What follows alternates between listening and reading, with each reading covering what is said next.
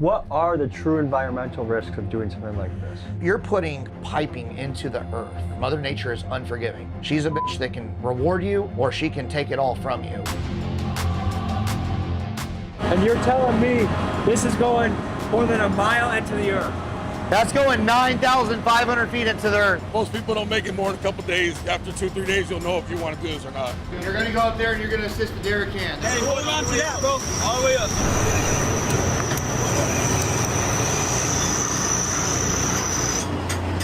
Holy fucking shit. We have just less than $3 million in this field, and it's making 6 figures a month profit. This, folks, is one of the highest fatality jobs on the planet. And out here on the rig, you are working on top of a highly pressurized well that could explode at any second. We're talking about over 80 backbreaking hours a week, risking life and limb to wrestle pipe and produce liquid gold. Today, a rowdy Texas entrepreneur named Brent Franklin takes us to experience one of the most dirty and dangerous jobs there is, the oil fields. Let's get to it. One show I grew up loving was Mike Rowe's Dirty Jobs, and today we're going into a very rough job, the business of the Texas oil fields. It's dangerous, it's dirty, it's interesting, and there's a lot of money to be made. We're on a private airstrip right now. We're gonna be taking off on this plane right here. We're gonna be flying into the night to the Texas-Mexico border that I hear has some cartel influence, to learn about the business of drilling oil, producing oil, what they call the upstream side of oil production. We have a great entrepreneur that's gonna tell us his story, going from homeless to making it in the oil business. This is a Dirty Jobs Tommy G edition. We're gonna be hitting it here. All right, so a lot of people know of the oil field, but they don't know the in-depth side of it. What I'm hoping that Tommy gets to see is the real shit. This dude's a fucking OG. I want them to see what goes on behind everything, behind the pump. A lot of people think oil and gas prices, don't drill, oil's bad, fracking, yada, yada. I want people to know exactly how the fuck this works, how dangerous it is, and also how much fucking money it takes to become an oil tycoon. Plane's supposed to take off in 10 fucking minutes. We gotta go. You know, there's a lot of people that want to sleep in. For me, I'm excited about life. I'm excited about what's going on. I don't really need an alarm clock. You know, I really just love what I'm doing. So my name is Brent Franklin, and today I'm here with the world famous Tommy G. We're getting ready to go out to Zapata, Texas. Now, this is heart I wish I had a cartel hat country. like you. We actually were gonna bring you a hat. We got you a hard hat though. We're going into cartel country. We're going to cartel country. It actually used to be the gas capital of the United States. And now you're gonna go out there, it's kind of a ghost town. It's been really, really heavily taken over by cartel. And we're one of the only drilling contractors down there. Cool, let's roll. Let's rock.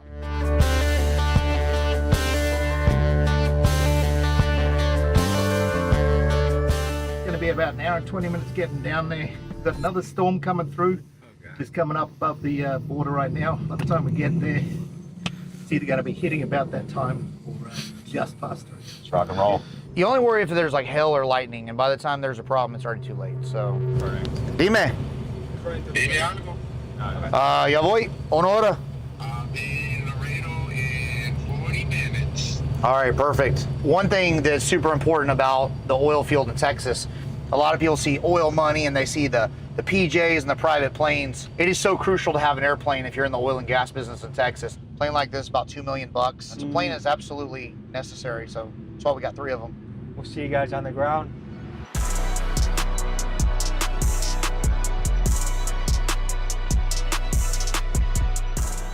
All right, it's 10 o'clock. What's next in this arrangement? Well, we got to hop in some work trucks, and we're going to run out to the oil field. So we got about an hour run, and we're going to Zapata, Texas. So it's about an hour up the road. Check this out. Okay. Got to get some extra rounds from the pilot.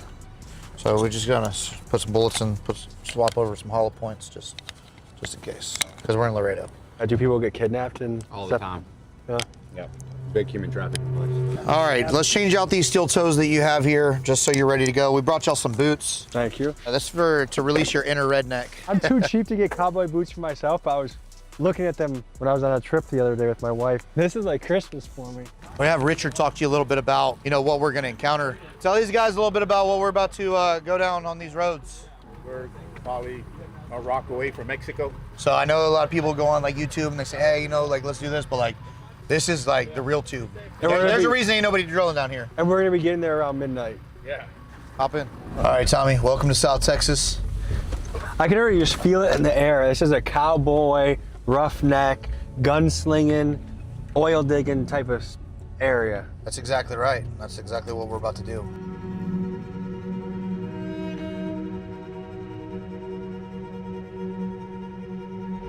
We're pulling into the oil rig. It's loud. It smells.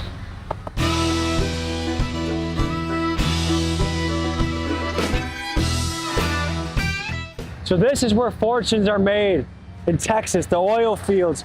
We're in the middle of nowhere, and you have men here that are working 12 and 12s. All right, so around the clock, this thing's goal is to flow oil and gas. If you do this properly, you can make a lot of money.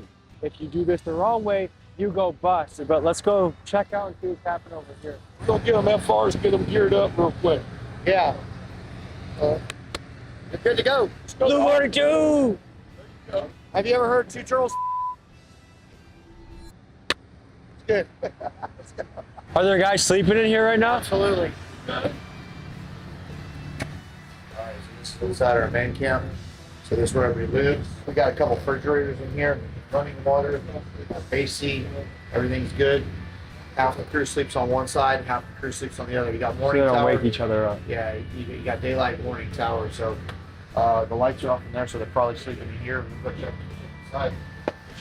So here's your rack up top, ready to go for you. Got a Tempur-Pedic egg carton. That way you get nice little sleep. There shouldn't be too many bed bugs on here. These mattresses are relatively new. This is where the big boss lives, and this is where we run everything. So if you see over here behind on this computer, this tells us all kinds of things. It tells us our hook load. It tells us at what depth our bit is. It tells us our pace on gas. As you can see right now, we're just sitting there. We've got 104 units of gas. That means that we have gas that's coming up and it's being detected at the surface of what's going on. So there is some gas in that well already. That's a good sign. If oil is at $65 a barrel, 1 barrel equals $65. In February of 2026, oil was about $65 a barrel, and then the U.S.-Israel war in the Middle East began, and now as of this episode's release, about 3 months later, crude oil is trading at about $105 a barrel, which means that Brent has been making a killing. Now, pop quiz. How many gallons are in a barrel? 50 or 60? No. Every 42 gallons equals 1 barrel of oil. All right, so let's check out the kitchen. So this is where we get all the cooking done. So what we like to do is we like to cook for the crew. We got some beans over here for you, and we're gonna cook some steaks tonight. We've also got some fine groceries up in here. We've got your eggs, got your chocolates, lots of energy drinks is what people need. These are ribeye steaks. We're getting ready to throw these on the grill. I'm assuming y'all eat them medium well. This is the type of white boys I really rock with. Texas shit, bro. That's called a rare steak right there. Yeah, that's rare. Swallow it. You're the one that Swallow needs it. to swallow. I actually started out as a roughneck whenever I got out of the Navy. I went out to Carlsbad, New Mexico, and I was working with a company called Capstar Drilling. It lasted a couple months, ended up getting in a fight with a driller, came home, started a landscape business. Landscape got into, construction. Construction got into remodeling. Remodeling got into house flipping. House flipping got into investing and lending. Got into oil and gas, and I kind of full circled back. And I got into oil and gas, but kind of like an accident. I was just looking for ways to use my money. You start investing once you start learning how to use your money to make money and start trying to reduce your tax bill.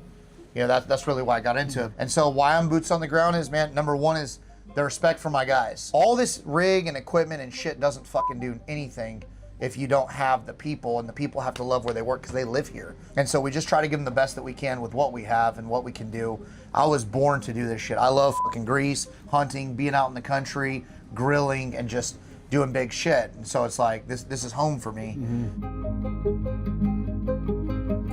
Here's our guys down here right now, busting ass, working on getting the belt in. This is our secondary pump right here. This is a dirty job. This is a dirty job, bro. Hard job. This is a hard ass job. You see all these men right here? These guys are up 12 hours at a time. Everything out here is fucking hard. It's circulating that mud through. We're circulating in the hole, that way it doesn't get clogged up. It shakes out the solids, puts it over there into our pit. You can see out there all the shit that we've gone through. And this is basically the drilling mud. What things in our life do we not realize are because of oil and gas? Everything. I mean, hard hats, paint, clothes. I mean, there's so many products. Makeup. I mean, think about everything you use every day. This is a commodity that will be needed forever by every single person. This is an oil rig. This is drilling an oil and gas well. The rig is the machinery that puts the well into the ground. Once we're done putting the well in and installing the pipe, we'll move this rig off and we'll move a completion rig in. This is a drilling rig. The drilling rig drills the well. And you're telling me this is going more than a mile into the earth? That's going 9,500 feet into the earth. That's unbelievable. Yes. Ready to go up on the rig? Yeah. All right, let's go. You know, I just gotta say, it's moments like this, on an oil rig, almost 1 a.m. I love my job. It's a beautiful day, bro. I love my job too, man. So this is the valve that we're changing out right now on our pump. Those belts broke. Those are $4,000 a piece. Yeah, so these guys, man, are top notch. Some of them came from West Texas. Some of them are guys from South Texas.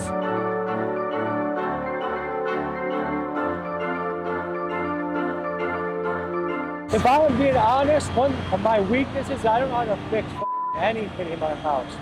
So I would not be a good fit for a job like this. Anything that goes down that stops the operation, they have to tackle it as a team and get to work. And so I can see why the team environment aspect of this would be pretty exciting. We can purchase these rigs for anywhere from 500 grand to $2 million. Put $500,000 to $1 million in it, and you've got a $7 to $10 million rig out here, the actual equipment. This shit is not for the weak at heart. It's not easy at all. Some of these men are away from their families for 30, 40 days at a time. Yeah, and you know, then they go home for 2 or 3, and then they're right back at it.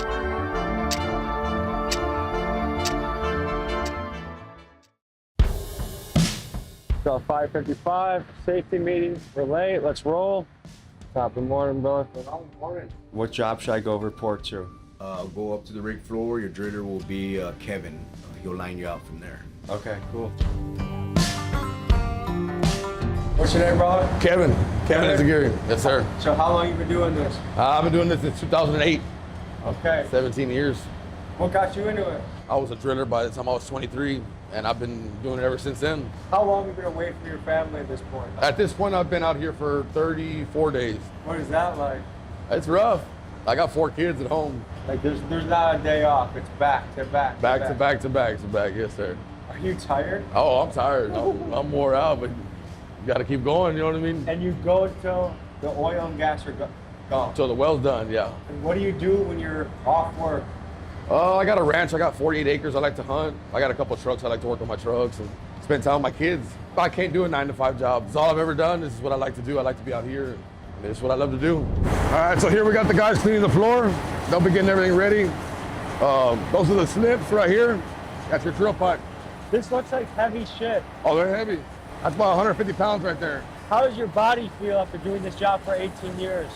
I'm 37 years old and I feel like I'm 47. Where do you feel it the most? My back and my knees. What kind of stuff should we be aware of this morning to stay safe? The main thing with safety meeting, we always talk about your pinch points. Make sure you watch where you put your hands.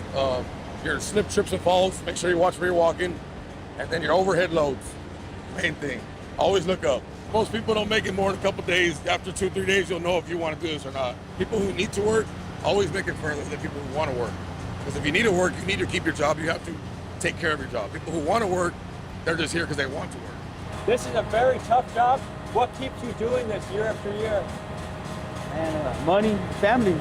If you couldn't do this, if you weren't doing this, what job would you be doing back home? Diesel mechanic probably. What happens if you want to take a day off?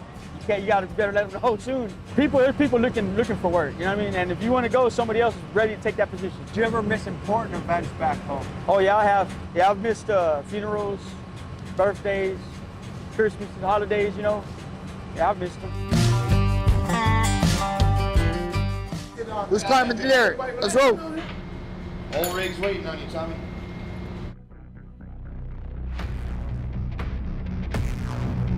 You're gonna go up there and you're gonna assist the derrick hand. There's a guy up there with tripping pipe.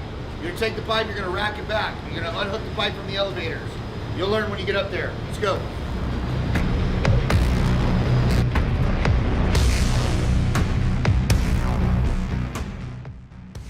Hey, hold on to that, bro. All the way up. Just hold on to it. Walk it up. I'll take it slow. I ain't gonna. Unless you wanna go on a ride.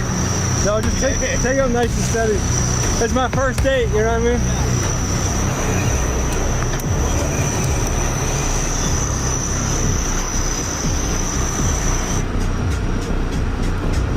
A little bit more.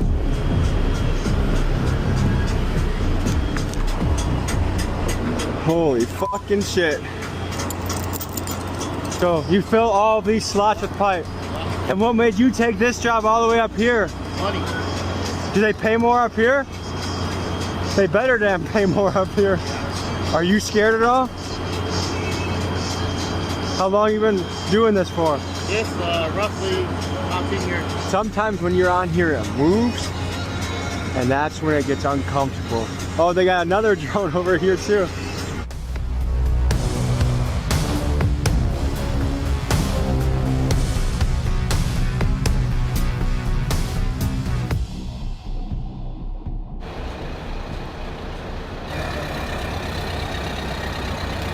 That's the Texas oil business, baby. Let's get it. So just think, in 4 more hours, you'll earn one of these. That's it? All right, so what you're getting ready to do is you're getting ready to disconnect this pipe with these iron roughnecks. Forehand right here is about to show you how to operate them. They're all hydraulic. Those are your slips. You're gonna pull those after you disconnect on the next connection. Hop over here, get with this forehand. All right. Be kind of easy with it. Just use your boom out first. Now right there, you're gonna stop. Whoa, whoa. Go back a little bit. This middle one right here, it'll rotate your makeup and breakouts. Okay. Push this one. Now we'll rotate This way. this way? Yes, sir. All right. Now release. 80 more of those just to take it out. We gotta go in and out. You gotta do this a minimum of 12 times on the 12. You're gonna rack this pipe back over in front of this drop right here. Your derrick man's gonna get it, move it back around. You're gonna push that pipe over there. Watch your toes. Okay. Watch your hand. Come on, watch your hands. My hat? Your hand. Watch your head. Jesus Christ.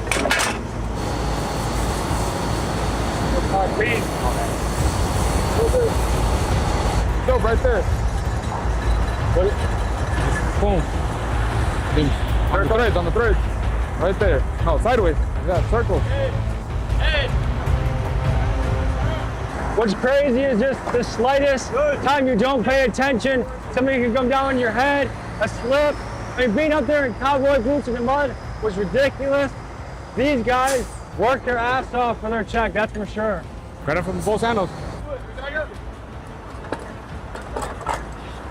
Now, step on him. Step on him. Like that? Yeah.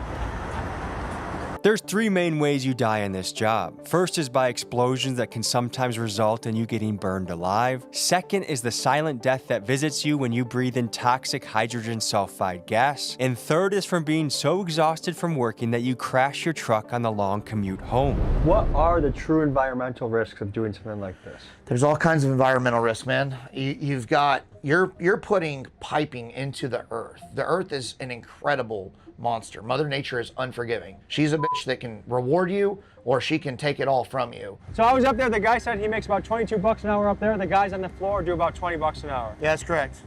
Does that seem criminally low to you? Man, well, they actually took a big pay raise when they came with us. These guys been working in South Texas. Work is extremely slow down here.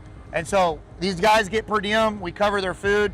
So they get, 50, 80, 100 bucks a day, every day that they're here just for living expenses. But the secret here is a lot of hours. They get into overtime and then they get time and a half. So their pay is actually pretty solid. Today they've been busting ass. I'm giving everybody out on site a $1,000 bonus. Most companies, they do this very seldomly. Sometimes they give $100 here, $500 here. We try to reward our guys thousands of dollars. The cost of living is high. They bust their ass, they deserve it.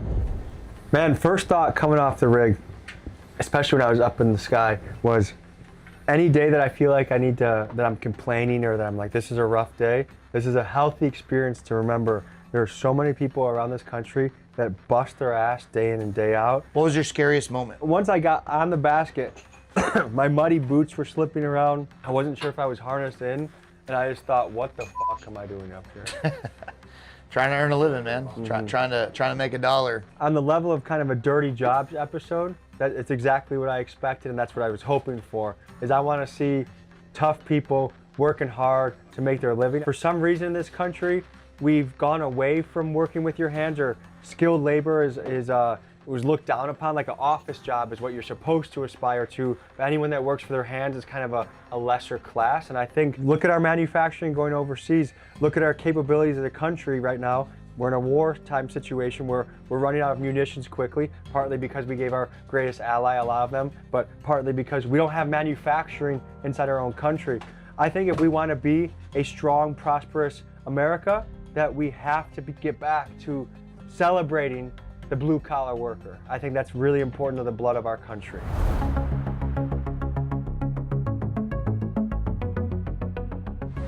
All right, cool. 6 guys, $6,000. Take care of our hands. Always support your blue-collar workers. People are out here busting their fucking ass.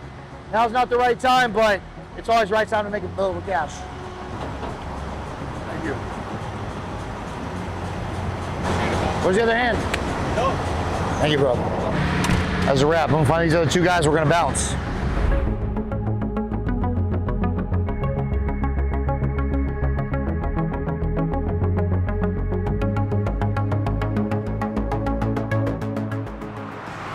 Touchdown.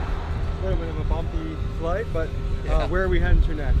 Okay, so we're in Victoria, Texas today. We're just south of Houston, and we're going out to one of our fields that has 13 producing oil and gas wells. So you're gonna get to learn what a pump jack is, how pumps work, how separators work, how water, oil, and gas get separated, how the oil gets picked up, hauled off, and monetized, operating expenses, what can go wrong, and the day-to-day operations of the oil field.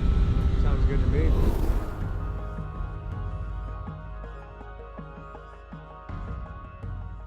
How much did you do in 2025 in business? In 2025 in business across all platforms, we did over 40 million. So that's your high on the hog moments. Tell me about the low moments in business. There's been a lot of low moments. You know, I made my first million in real estate wholesaling. You know, in 2023, I had a real bad spill where I was $4 million in debt, borrowed some money from some friends to buy some equipment to get one of my businesses off the ground, did a ton of work, and had to climb out of the hole. I had 56 bucks in the bank at Christmas, almost $200,000 owed to my staff immediately, and no money coming in because we didn't get paid for doing a bunch of work. And that was the one that I thought we definitely weren't going to recover from. But got good, got in church, and just focused and handled one problem at a time. So from 1 year being massively in debt, almost on the brink of losing your business, to 2 years later, tens of millions of dollars. Correct. You just saw was a workover rig. This is the rig that they use to complete the wells. So after we drill it, we need to put pipe and packers and things in it. This is kind of like the repair rig and the completions rig. Anytime a well breaks where you have a hole in your tubing, or you need to change out a pump, or a rod snaps, which we'll go over when we get in the field, this is the type of rig that we use to do that. We own these as well.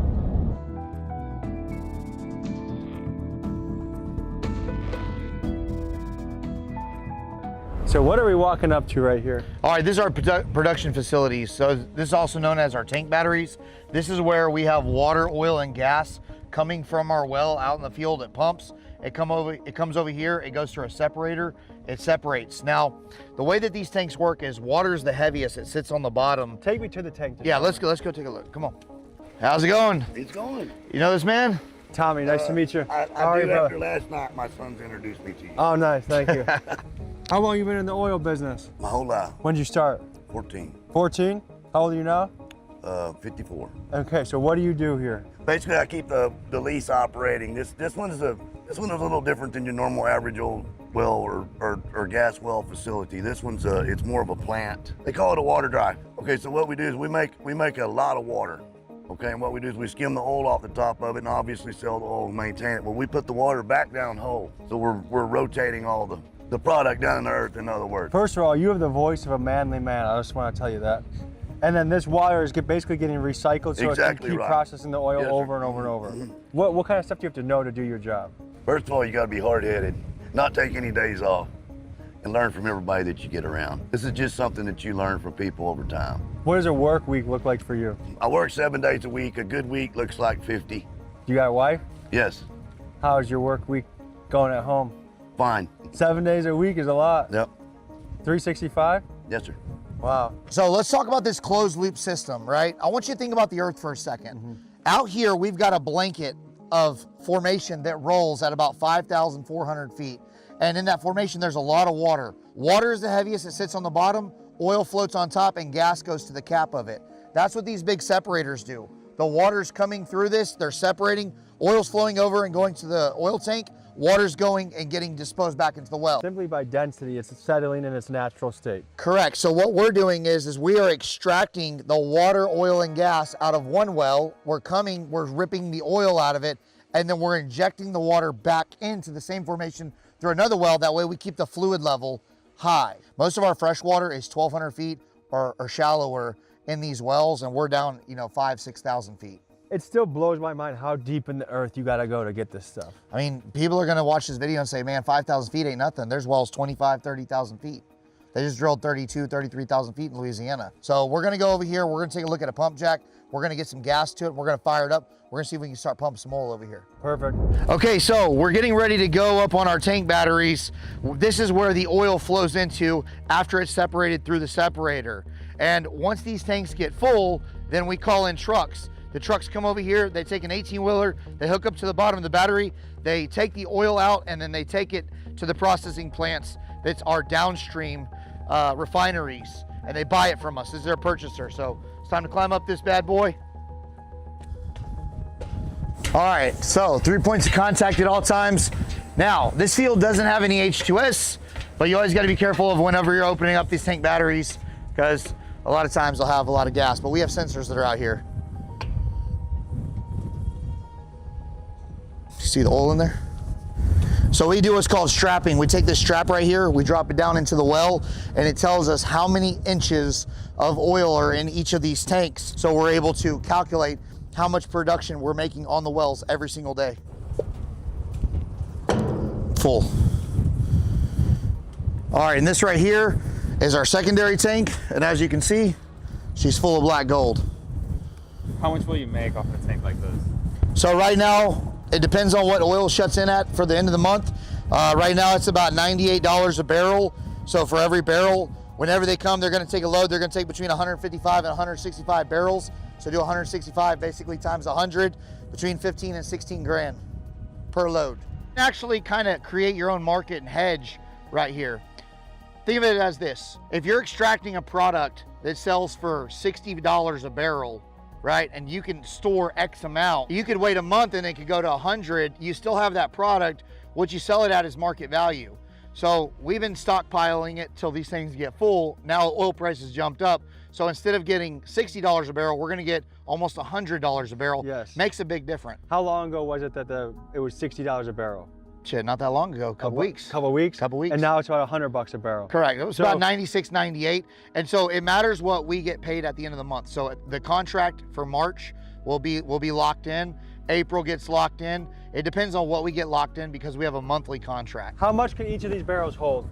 300 barrels. And how much does 300 barrels go for right now? Today it's just about $100. So let's call it $100. Okay, so we're looking at $30,000 each of these barrels. We have 8 of them up on this platform right here. Correct. How long does it take to fill this entirely?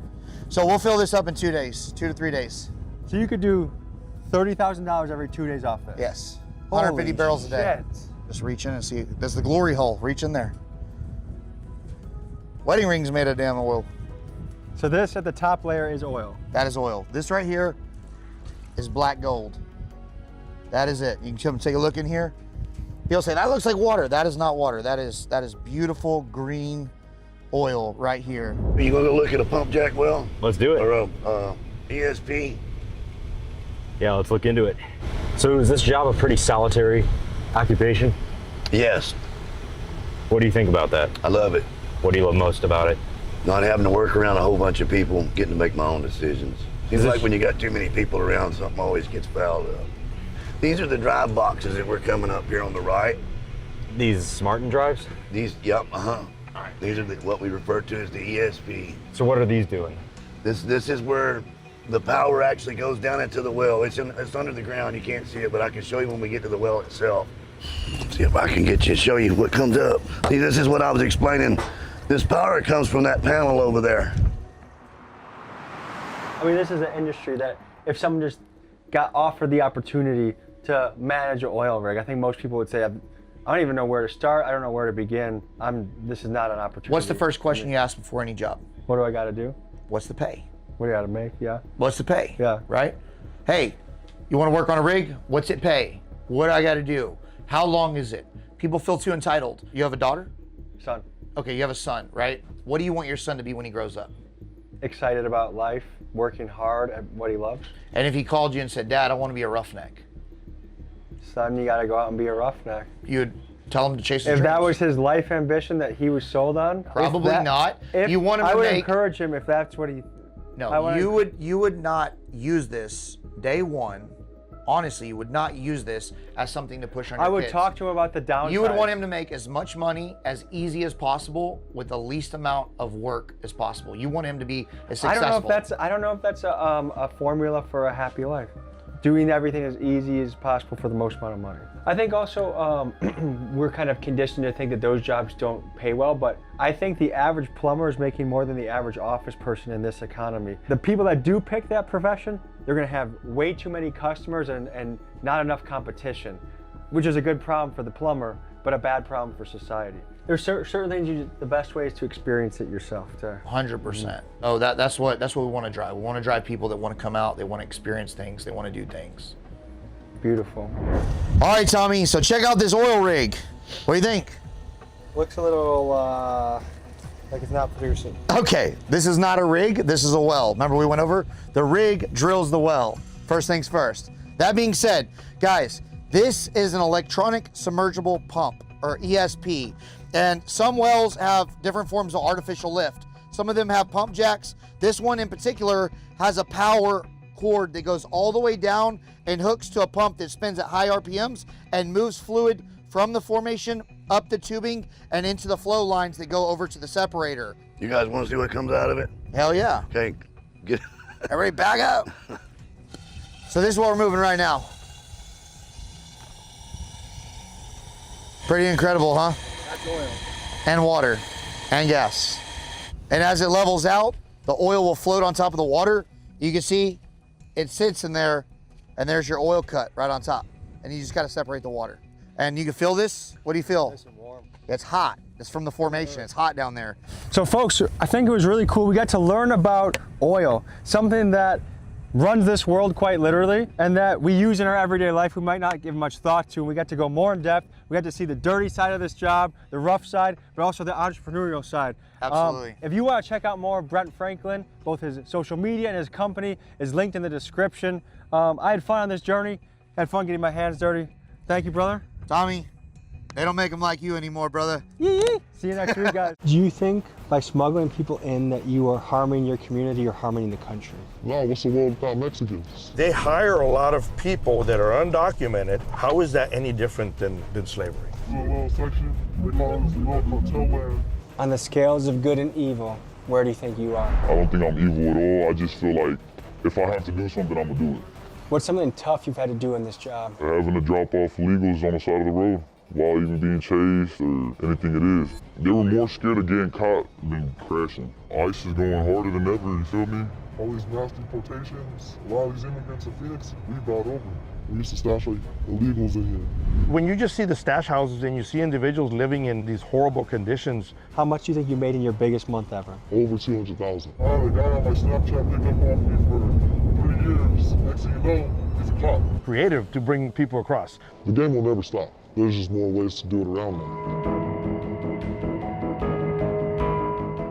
Human smuggling across the southern U.S. border is a multi-billion-dollar business controlled by the most dangerous criminal organizations in the Western Hemisphere. From 2020 to 2024, millions of people crossed into the U.S. illegally, and this was perhaps the key issue that won Donald Trump his second term in office. Today, we're talking to the people that actually run the routes. We go into the field with two smugglers who have gotten thousands of migrants across the border and have operated under both Biden and Trump. These operators break down the economics of the trade, describe what it's like working for Mexican cartels, and we learn how the game has changed since Trump took over. And to get the full picture, we also speak with a Border Patrol agent who has spent 2 decades boots on the ground fighting against illegal immigration. This, folks, is a look inside the business of humans.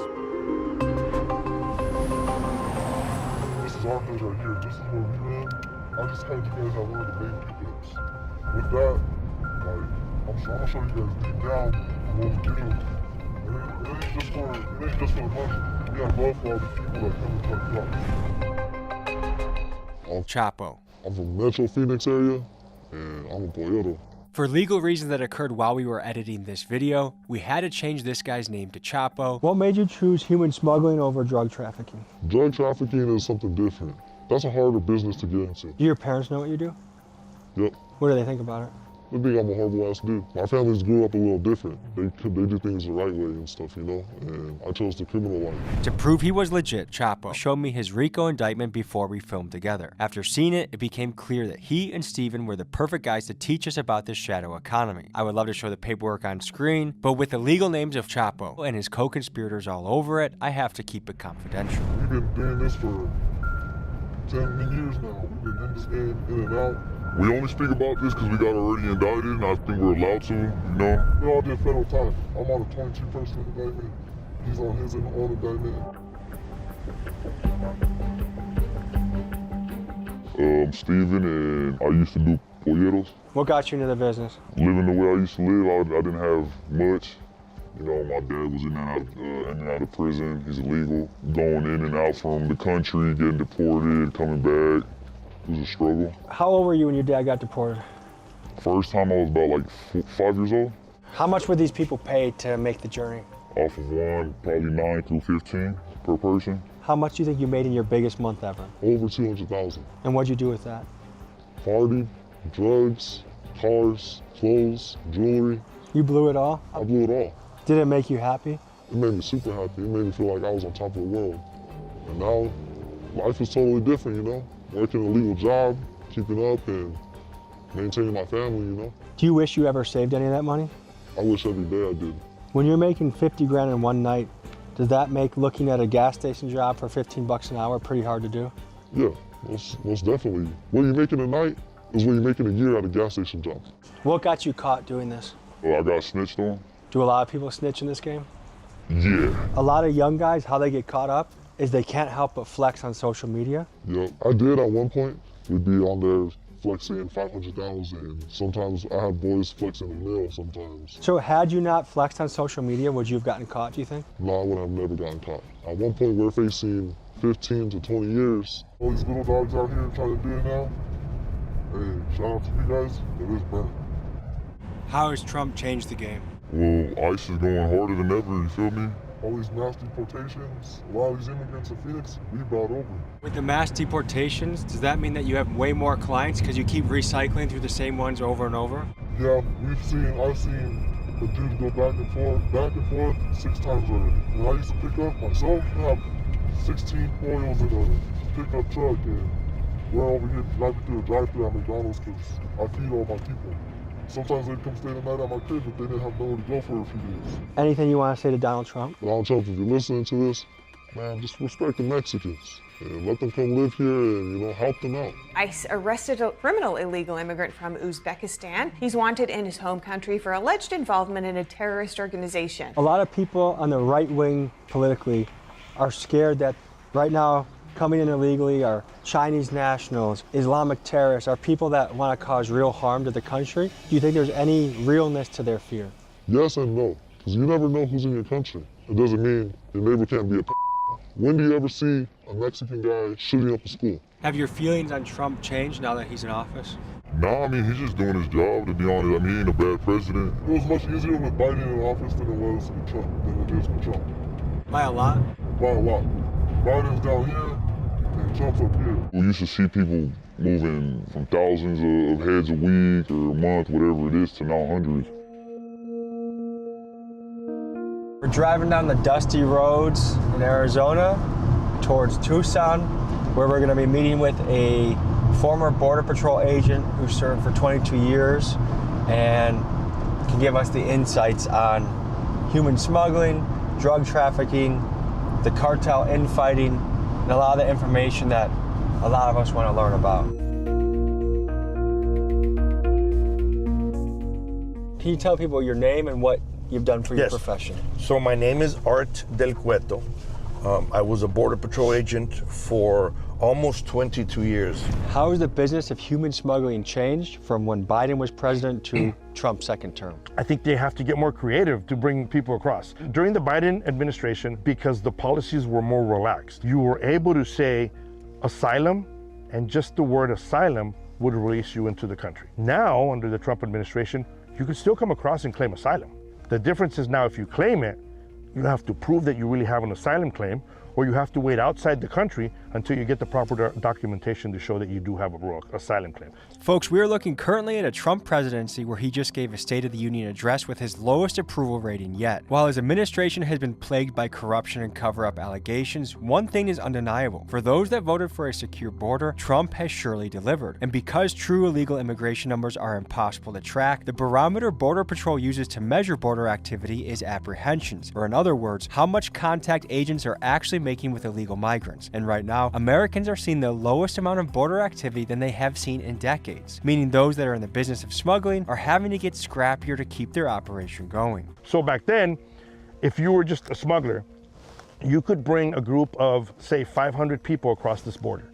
And now you bring them across in an area where they know they have a limited amount of agents, limited amount of resources. So now when the agents show up, they have to detain these 500s, and because the station from the reservation in Arizona so far, you had to make arrangements to now transport these 500 people 2.5 hour drive away. And that time, now you have agents leaving that area. The cartels that are up on the higher ground in the mountains, they're seeing that and they realize there's no more agents here. So they were taking advantage of bringing drugs like heroin, cocaine, and fentanyl into the United States.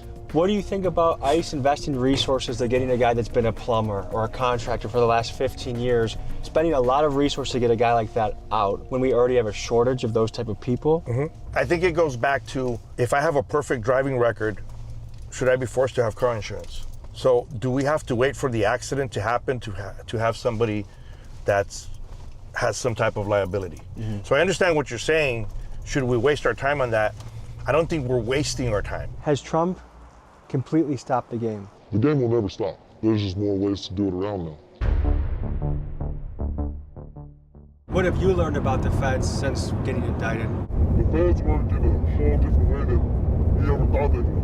I had a guy on my Snapchat picked up off me for 3 years, and next thing you know, he's a cop the entire time. Wait, a guy that you thought was your runner was a police officer? Yes. And he did it for 3 years? He did it for 3 years. I was in investigation for 3.5 years. Folks, this is a high-stake profession. A typical sentence for human trafficking is 2 to 5 years, but an aggressive prosecutor can ask for 10 years per person smuggled. As both these guys I'm interviewing have already done hard time for trafficking, they are acutely aware of the risks that come with this job.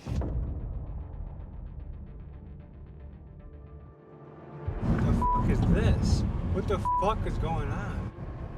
Like all these people on the buses, this police transport.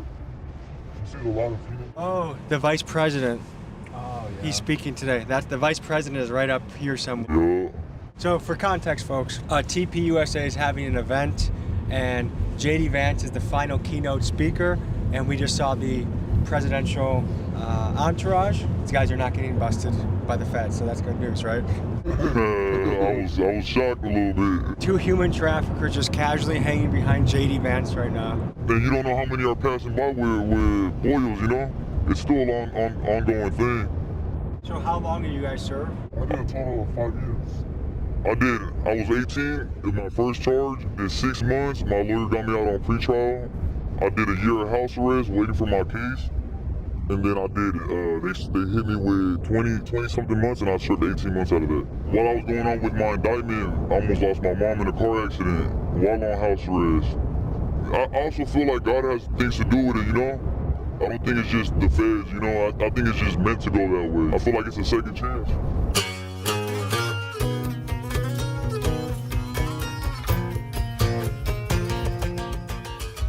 This is a little section. They call this little cartel land. Mexico. Majority of my pollos come through here. This is like one of the main streets right here. All these little trailers. I don't want to say too much where, you know what I mean? Because it's, but a couple houses out of here, you know, it's something different. Is this maybe on? Right there. There's a cop to the left. The cop? Right there. Let's go down there, go. And see, it's all hot now, right? That looked like an undercover in there right there, too. Yeah. A lot of these trailers right now are probably abandoned. Maybe they have people in it. They can say they're for sale, and they're already been sold. We used to stash like illegals in here. You probably even have some homeless people living in this. In a spot like this, you can leave about like a couple photos in here. If you ever, like, let's say, there's people like in my past. I've had a couple people that have been like, oh, I'm just gonna leave them here because I need to go for gas, I need to go for something over here. Sometimes you can stash them in a response like this for like days. If they got a little bit of food, all in that water, make sure that they got gallons of water. And we make sure that like they're fed. We come feed them 4 or 5 times a day. They've been walking for 7 days. Like a week, 2 weeks. When illegal immigrants make it across the border successfully, they may end up in a safe house that looks like this, but not all border crossings turn out well. In fact, the process of human smuggling can be quite dangerous and even end in death. Just look at the summer of 2022 incident in San Antonio where 53 people died of heat exposure while trapped in a metal trailer, or this 2025 case off the coast of San Diego where 4 migrants drowned to death when their boat flipped over, and the list goes on. Dying in the desert, coyotes leaving them locked in trunks. Even recently, a smuggler showed me a situation where one of his pollos got stuck in barbed wire trying to cross. All this to say, illegal or not, the people that try and come to the United States risk a lot to do so. We hydrate them, we feed them, we respect them. You know, as long as they respect us, our biggest thing was take care of the pollos while you have them. Because you don't know where the next destination is. They could be walking the streets for months at a time looking for a job and they barely get on their feet, you know?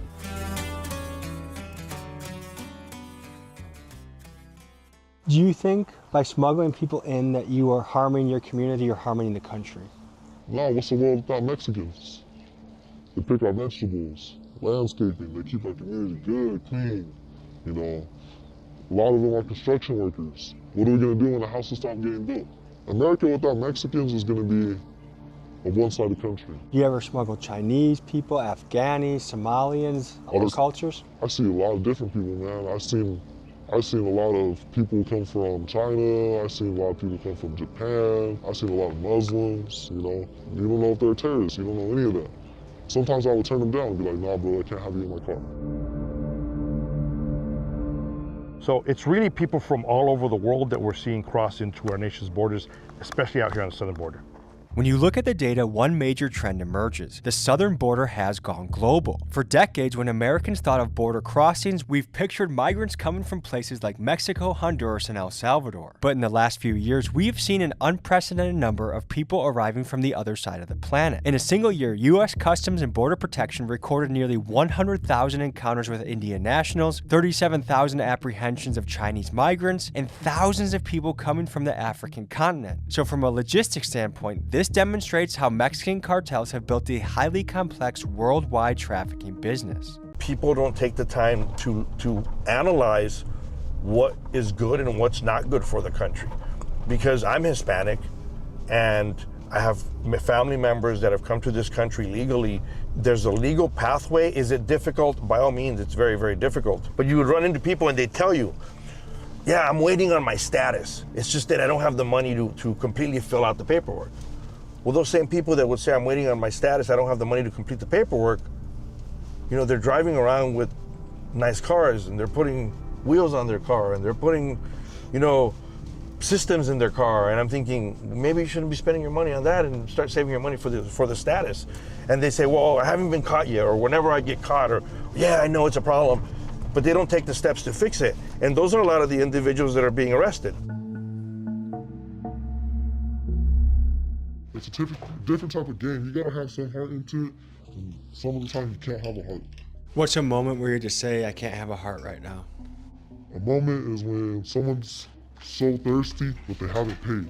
I want to get you right, but you haven't paid me. How do I know I'm gonna get paid for bringing you across? That's like when I have to say, no, I can't do it. I'm gonna drop you off and go about your way. I'm sorry, homie. You know? And that's kind of the times where I'm like, I should just buy them water. But like, you haven't paid, so why am I gonna sit there and take care of you if you haven't took care of me?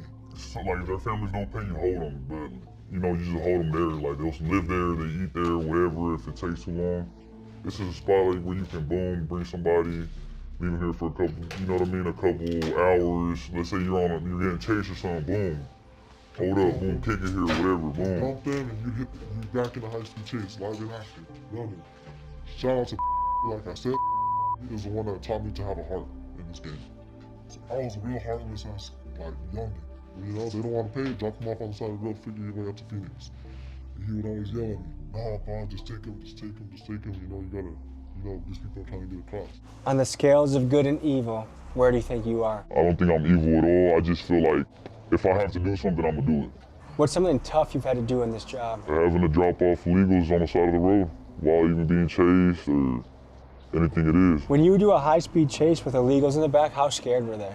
They were more scared of getting caught than crashing. Someone was laying in this bathtub right now. Just be, like we used to tell the boys or whatever, be kicked back about it. They got a little bathroom to come, you know, handle the business in. Definitely some old clothes, you know, like stuff like this.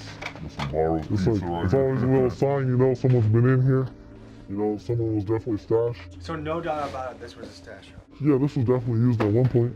I mean, I can say I used this house before. Sometimes the stash houses, you gotta, if you know the game, you gotta stash them in there sometimes for a week, sometimes even months, 3 days, 4 days. This is like a quick, like, okay, boom, like, we're like, let's say a day, you know? So how often would you just switch vehicles in this game? You know, sometimes we'll just take a risk, be like, just take the same car, use it within the same week about 4 to 5 times. And then they got cameras that, on like near the checkpoints, they read license plates. Front cameras, they match your plates. Like let's say when they put us over together one time, they're like, this car's been through here about 6-7 times this week. Like, what's going on? So do you guys have to go no license plates now? No, sometimes you switch license plate off of another car that's the same type of car. We used to buy burners, that's what we call them. Like cars, we'll buy them off the marketplace. 3,000, okay, boom, use that, and then later on either just sell it or. Let's say somebody got in a high-speed chase. That's what we used to do. We used to leave them there and then just dip out. So the people that you bring over, what was their common reason for coming here, do you think? Well, when I first picked up, I was like 14. I got to know a couple illegal immigrants inside the car, talking to them, you know, hearing them pray in the bag, crying. They can't wait to see their kids. And think about it, I'm 14, 15 years old, bringing illegals that are around like 35 years old, 20, in their 20s, and then, you know what I mean, 30s. Do you think they were surprised when they crossed the border and a 14-year-old is waiting to pick them up? Yeah, they were surprised. They would always be surprised. They'll even cry to me sometimes. They'd cry sometimes and sit there like, what am I doing? I'm not gonna lie, a couple times I shed a couple tears. You know, I sat down and realized this was probably what my dad went through.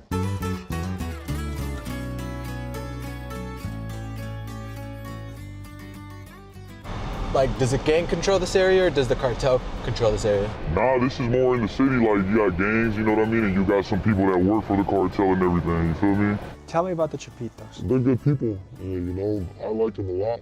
That's who we move work for.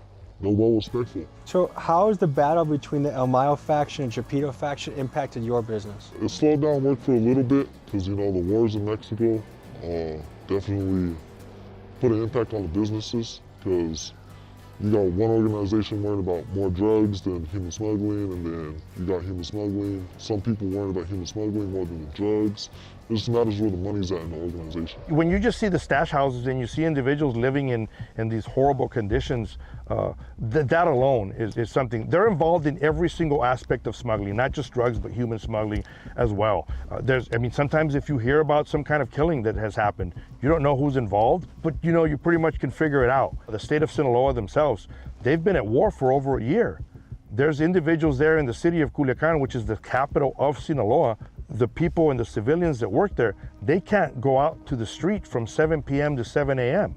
As we were editing this video, big news broke in Mexico. Ruthless cartel boss El Mencho was killed in a massive raid that was carried out by the Mexican army and had the help of US intelligence. This came after months of intense pressure from the Trump administration, who threatened to hit Mexico with additional tariffs if they did not get more aggressive with their war on the cartels. Within hours of El Mencho's death, cartel members torched vehicles, blocked highways, and killed over 24 Mexican National Guardsmen. It is still too early to tell how this will impact Mexico long term, but the immediate fear is that El Mencho's death will create a vicious spike in violence. You guys call these bandos? These are abandoned houses, just regular bandos. We use them as a little stash spot for a few days. It's whatever, get a few people in. Even if we have a super packed car, we'll go up in here, run up in there, make sure it's clear, and have all the boils dip inside, hide them out for a few days, and then go from there. Do you think this has barbed wire around it because it's been used as a stash spot so much? Yeah, the cops probably blocked it off. It's a known little stash spot for us. The cops would be all over us, man. They'd be bothering us and shit out here. How many stash spots do you gotta have to make your business smooth? Multiple. I say more than 10. So when I look around here, I see buildings like this. There's abandoned houses around here. To me, it says there's a lot of tough economic times in this city. Yes, there is. And a lot of our communities depend on the human smuggling because it's either human smuggling or drugs. And, it goes both ways. You gotta make money somehow. If you don't have a 9 to 5, you gotta make money somehow. If a young guy wanted to get a job right now, are there a lot of places hiring? It's hard. There's a lot of places hiring, but it's a tough situation. It's a tough. Yeah, it's low pay. Low pay. No one wants to get paid $1,000 for 2 weeks of work when you can go out and make double that. Oh God. So what is the state of the union right now in the business of human smuggling? Look, it's still prevalent. They're still bringing individuals across. I think what they're doing is they're being more creative of it because there is more law enforcement out here. But look, when you start looking at the numbers, they've dwindled down to nothing. And I think more importantly, the people that are crossing, they're actually facing consequences. One of the smugglers we talked to said that in a strange way, business is good because they've seen the same customer 5 or 6 times in the last few years because they get sent back. Well, they get paid to bring them back over again. Yeah, they're charging the same amount of money. Look, this is the difference between the human smuggling throughout the different times. Many times the human smuggling organizations that work directly with the drug cartels, they would charge people a certain amount of money to bring them into the United States, and they would guarantee you somewhere in the interior. Now, the money that they would charge would pay for the cost of the smuggling. They would pay for the cost of buying them food because you got to feed the product you're crossing. It would also pay for putting them in a stash house until they're able to bring them further in the United States. Under the Biden administration, they were able to charge the same amount of money, but they didn't have to do all that extra expenditure. The people that are protesting against ICE, against deportations, they don't want these people deported because they want them to be here because they enjoy the modern day slavery, because that's what it is. It's modern day slavery. If you go to areas down in the South, and I'm very familiar because I travel a lot, I've gone down to North Carolina. There's areas in North Carolina in the fields, like the cotton fields, the tobacco fields, where they hire a lot of people that are undocumented and they're living in kind of bunk houses, all of them crammed up together. And then in the weekend, they put them on a truck or a bus, they take them down to Walmart so they can get whatever they need, and then they drive them back to the farm so they can be there the whole time. How is that any different than slavery? Oh, they do it that way, because how do we get our fruits inside our stores? We pick them, They supply for us and we supply for them. It's a mutual respect thing. Did you meet people that actually try to do it legally but couldn't, so that's why they turned to you? All the time. I used to see it all the time, man. When I used to see it, it used to break my heart because I'm like, damn, you were trying to do it legal, but it was just so hard. It's a process, man. Like, it's really a process. It's not just one step, oh, I'm there. I don't know if you ever heard in prison too, like when we did time, there'll be people waiting there and they won't even sign their deportation papers, and they'll sit there for years hoping that the government will let them stay here. One of the big criticisms of illegal immigrants is that financially they are a drain on the economy. They take food stamps, they take housing resources from American citizens, they use up medical resources when they go to the hospital, and then we have to pay the bill for them. What do you think about that? I think everybody deserves a fair chance. You see some people out here that have jobs and they're getting food stamps.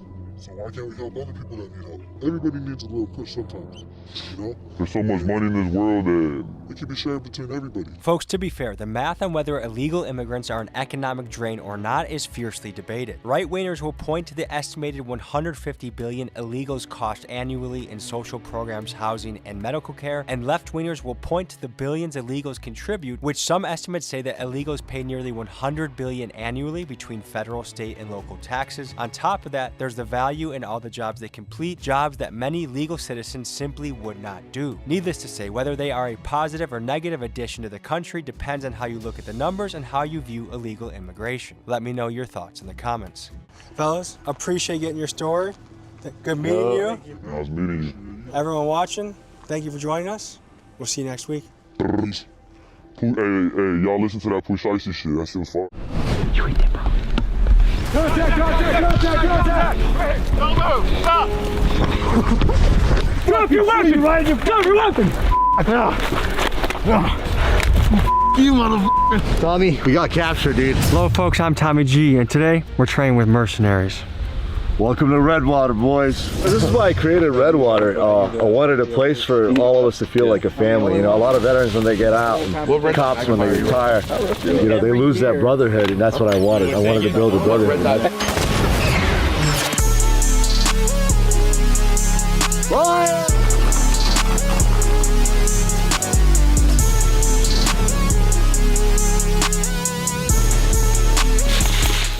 Hey! You like that? Give us the answers that we want! Call your motherfucker, give us answers now!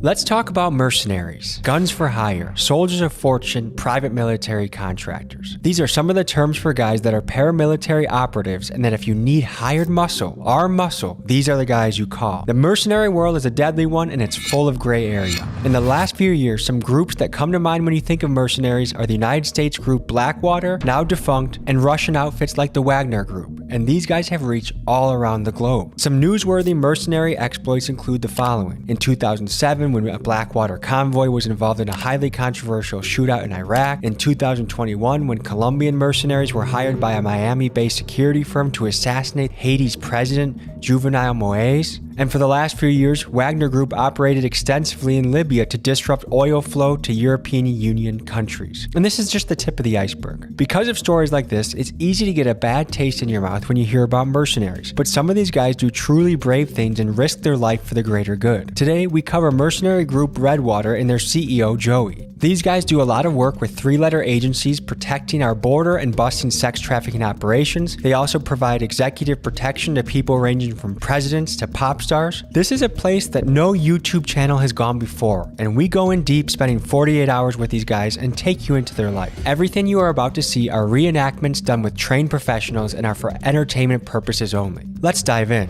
As you can imagine, these mercenaries have very dangerous jobs. Part of the danger of their job is being on the hit list of groups like cartels, gangs, and motorcycle clubs. For this reason, we have to keep their identity anonymous, and we'll be blurring their face. What's up, brother? What's going on, brother? Good to meet see you, you, man. How you doing, bro? What's up, bro? How you doing, man? Nice to meet you, bro. Nice to meet you. What are we getting ourselves into today? You guys have no idea, dude. You guys gonna go through some extreme shit. I hope you guys are ready. You look a bit Middle Eastern. I am Middle Eastern. Oh, that gotta be. That gotta be. Okay, so today we're against him, yeah? I'm on your team. What does it mean to be a mercenary? Mercenary can be to protect people, can be to save people, save kids. What are your rates if I want to like take somebody out?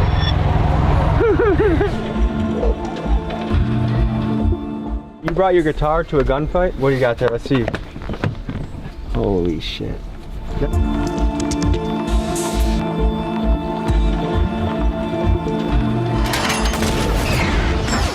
Hey, I'm Joey, ex-Army. I was an interpreter. My specialty is PSYOPs and human intel. I'm from Houston, Texas, but I was born in UAE. Oh, how you doing?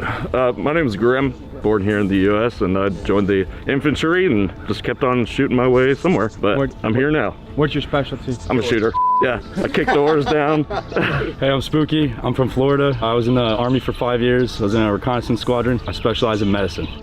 I'm Breeze, Navy, Army, 24 years, retired. Been Iraq, Afghanistan, Jordan, Somalia, Pakistan, pretty much everywhere. And in Afghanistan, I was a sniper team leader. I'm 54 years old and I'm from a little town just outside of Dallas. I'm Ghost, I'm from Texas. I specialize in human recovery and executive protection. I served in the Army as well. How's it going? I'm Maverick. I spent about 8 years in the Army, infantry, air defense, licensed paramedic. Did counter IED ops in Afghanistan and just about everything in Iraq. For the first exercise of the day, Redwater is running us through an escape and evade situation. I'm part of Team 1. Our job is to get away from the enemy. Team 2's job is to capture us. In the real world, when you get captured, that can lead to interrogation, torture, and death. Here's how it went. We're trying to escape from enemy forces. What do we have to be thinking about before we start this? Try and stay alive as long as you can. In a real life situation, we'd be waiting on an evac, so someone to come and pick us up. The goal is to try and survive them, get away from them as long as you can. Let's go, boys. Oh shit. It's all about pacing. If you get tired and they catch you, it's game over. And you still want some energy if you get tired. Exactly. Huh? Which way should we go? To the right. All right, let's get it. Have you guys ever had to run for your life before? In Mexico, I was contracting for an agency that I'm not gonna name. I was unarmed. I didn't have a rescue team. I was in a little town called Tinola in Guadalajara. It's where the Jalisco cartel operate. And I was in an area similar to this, where the woods are. The cartel thought I was a DEA agent. My job was to stay alive until a vehicle came and picked me up and took me to the airport. And it was very similar to this. But imagine me by myself, unarmed, running in the woods in Mexico. I thought I was gonna die, dude. All right, so they're gonna think we're gonna go that way. You always wanna think of how they're gonna think and you wanna do the opposite. What? There's broken vegetation. Somebody walked over that right here too. Considering the area, we're coming in this way. We just need to be cognizant. They could be on the edge of that field trying to flank around. Dude, this reminds me of Afghanistan. It was very hilly like this. That's why it was so hard for us to survive Afghanistan, because the Taliban always had an advantage point on the American soldiers. We'd be in valleys and they'd be up top. They would just snipe us. You'd have your weapon ready to go.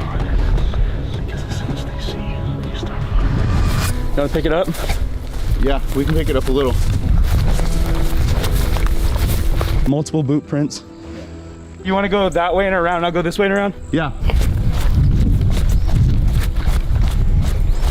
All right, so right here, this looks fresh, right? Mm-hmm. It just rained, and this is all smudged and f***ed up. Surrender is almost certain death or torture, right? Exactly. So it's better to die fighting than to give up. Thank you. A lot of people end up dead because they don't fight, they give in. Boogie!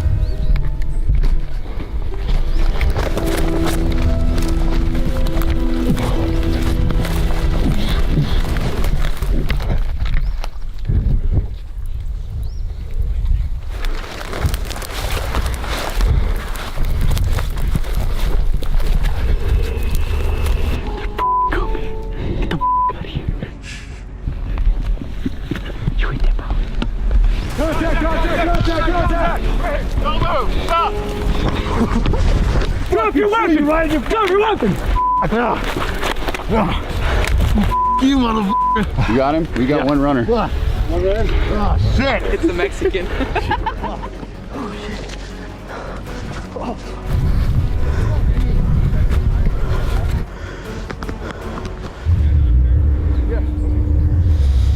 Oh, he's over there. There we go. Uncaptured. Just like that, all it takes is a couple of seconds, one wrong move, and you get caught, and it's game over. Mark. So what's going through your head as we're getting captured right now? So right now, in a real life scenario, if you got captured by an enemy, you probably would have already pissed your pants, probably shit your pants as well, because all you're thinking is you're about to get tortured for hours, possibly days, with no one to come and save you, and you're gonna end up probably dead. What's the most common types of torture that's out there right now? Hanging from your arms to a pipe, waterboarding, of course, electrocution. How long you hang from a pipe for? 5 minutes, sometimes it can go hours, but you start losing circulation in your arms, and it's very, very painful. I've been hung before by my wrists, and it's extremely f***ing painful, dude. Tommy, we got captured, dude. So when you hear talk about torture, you might be wondering what laws and rules govern the behavior of mercenaries. Under international law, torture is undoubtedly illegal, but picture this scenario. You are a mercenary that just busted a man running a sex trafficking operation. This trafficker knows where dozens of kids are being kept, but he refuses to tell you. If torturing this man saves the lives of dozens of kids, is it then ethical? By international law, mercenaries, if captured, are not recognized as prisoners of war. What that means is the Geneva Convention that mandates that a prisoner of war is to be treated humanely, allowed to communicate with relatives, and given adequate food and shelter. These measures do not apply to a mercenary.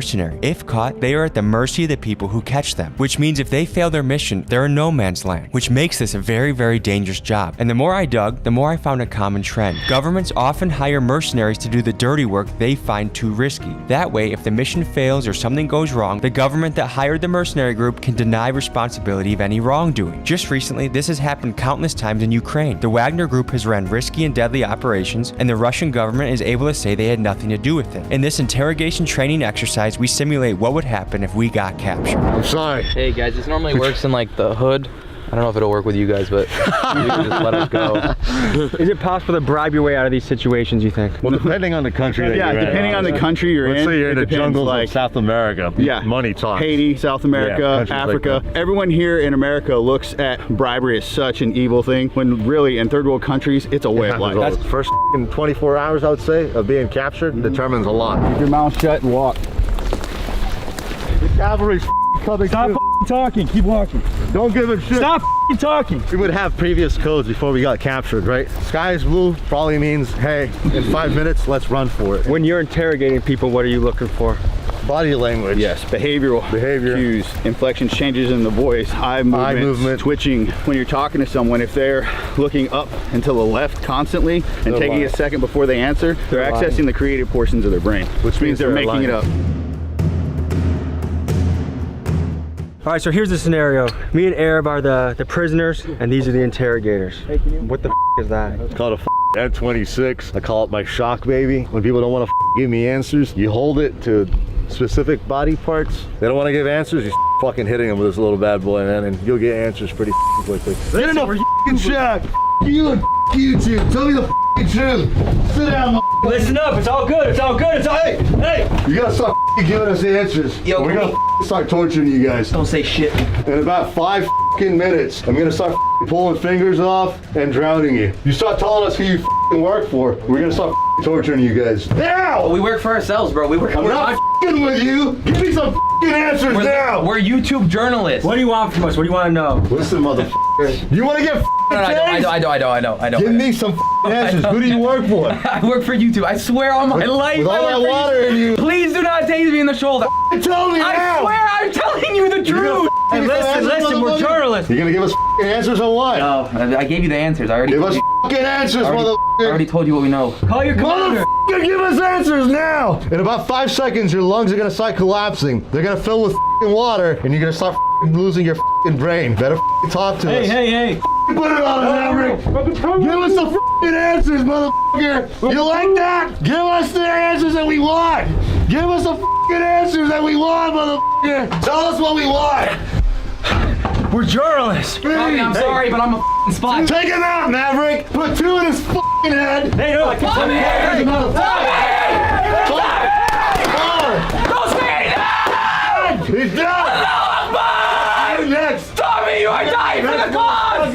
You're gonna be next, motherfucker. And cut. That was not even 1% of what a real scenario would be like, right? No, it would be way more intense. We actually took it very easy on you guys. Me and Maverick are professionals when it comes to this kind of thing, and we knew your limits. So, but in a real life situation, it would be way intense, way more crazier. They would definitely give up answers. How fast do people usually break? And in real life, it's actually way different. It depends on the person. The whole goal is, as soon as they enter, they see all the tools and they start giving answers. You want to do as least as possible to them and get the answers. And do they get after, or you? It all depends. So Arab, I know we barely even got a taste of what this is really like, but what was your review of getting waterboarded? Honestly, that shit sucks. In a real life scenario, you would use a gallon at least, or a bucket. You'd use a thicker material than a t-shirt than a t-shirt, yeah. So like the water retains more. Now we're gonna hit the range, shoot some guns, and learn some tactics. Let's go, baby! Woo!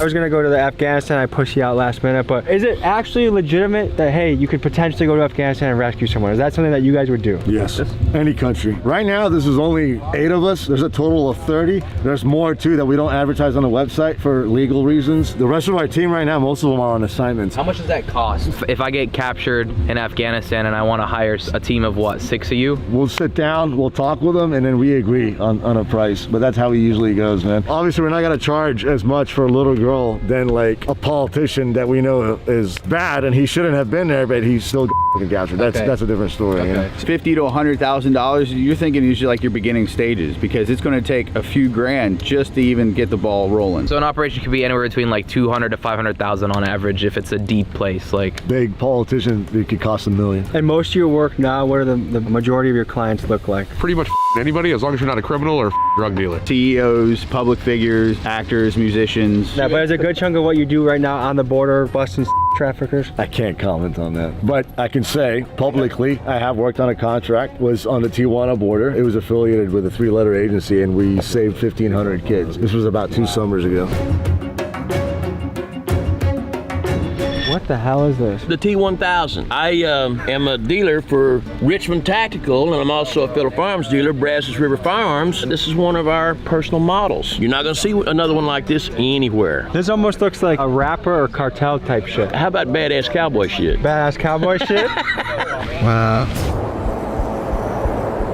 When you guys are operating, what are some essentials you need to be packing? It varies based on the mission. There's something called covert and overt. On a protection detail, I'm going to be dressed like my client or like the area I'm in. If I'm protecting, a rapper and everyone around me is wearing hoodies and baggy pants and tennis shoes, that's what I'm going to be wearing. With the CEO, I'm going to be wearing a buttoned shirt, nice slacks, good shoes, whatever I can to blend into my environment. If that's more of a covert. In an overt like this, plates are showing, I've got mags. Exposed. It all depends. Like Just recently I went to LA, Atlanta, Philadelphia, and then New York with this client that I work for. Okay. He's a rapper. His father is a very high profile fashion mogul. Have you ever been in a situation where you thought you were gonna die? Yeah, that's why I got the Purple Heart. I got blown up. I got my right knee completely blown off. I took a piece of shrapnel into my arm. It cut my bicep, came out the top of my shoulder, and I caught a piece in my head. Where was this? Afghanistan. This is why I created Redwater. I wanted a place for all of us to feel like a family. A lot of veterans when they get out,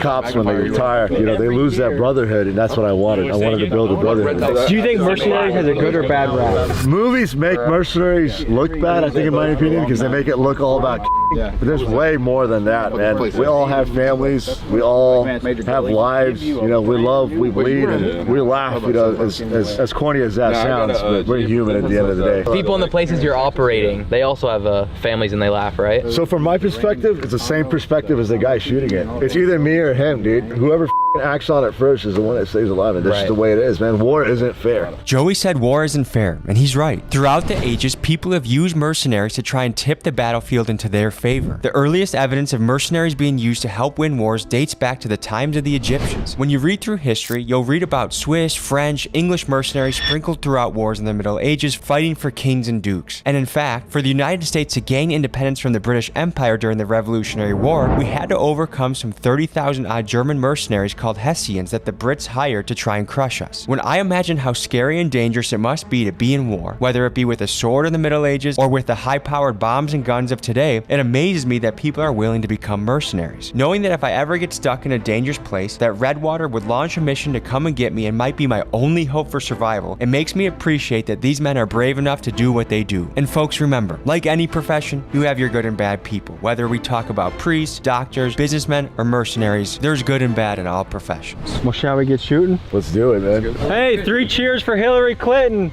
That shit.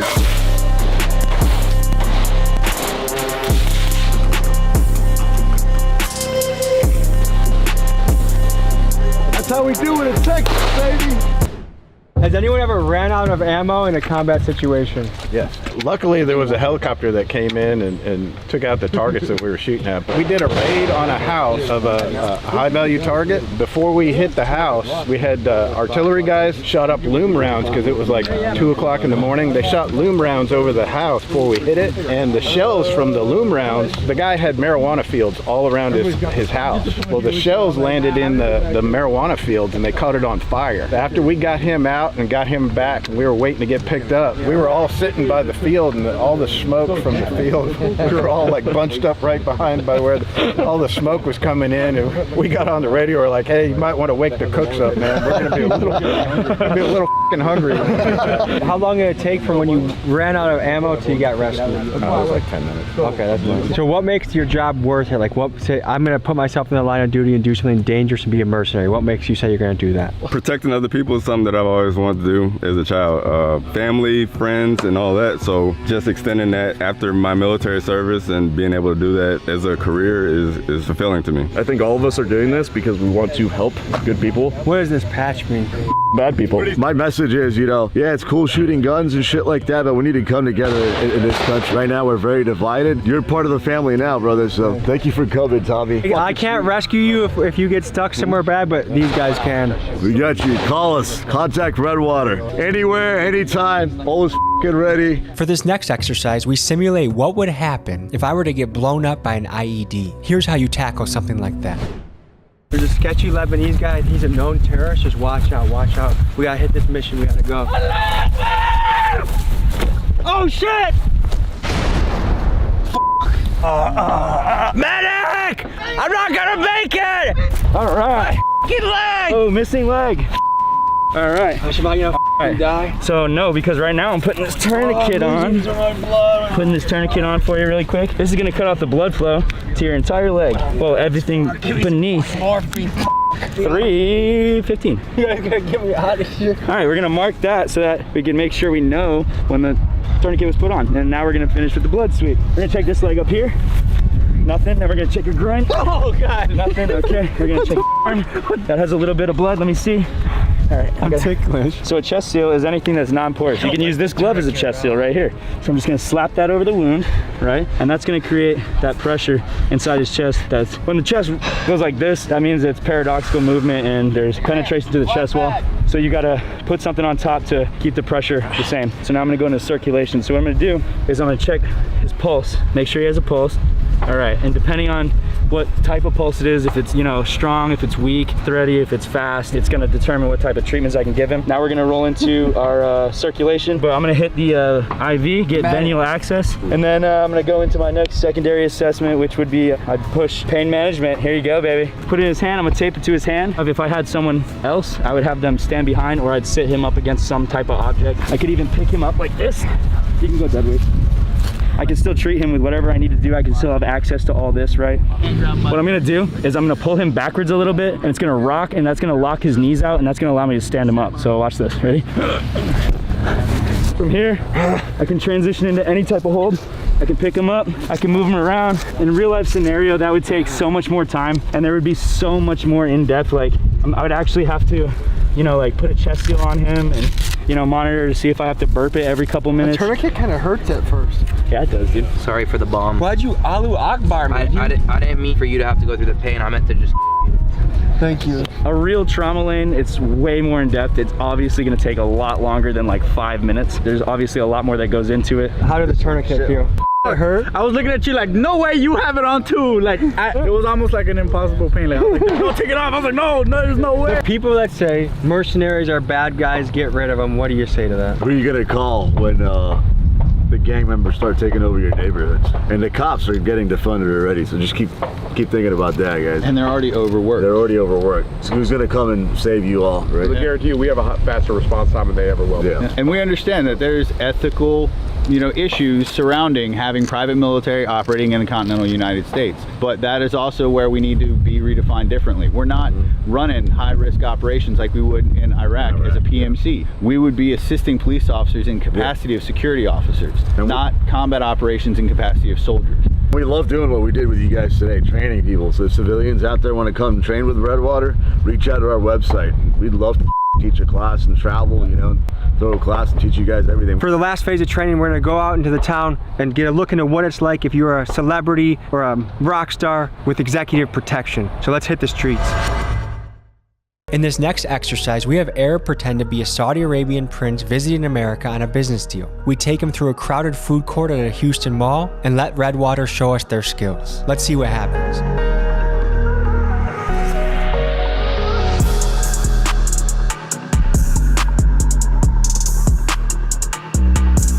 Today we're going to be protecting our Lebanese Prince client. We're going to show you our protocol when escorting celebrities, CEOs, clients, whenever they come into town, what our protocol is from A to Z. How many men do we have on this case? 3 with me and then 3 that we cannot see. That are blending in. Yes, exactly. And that's that way we usually do it. Because we always want cover if something happens.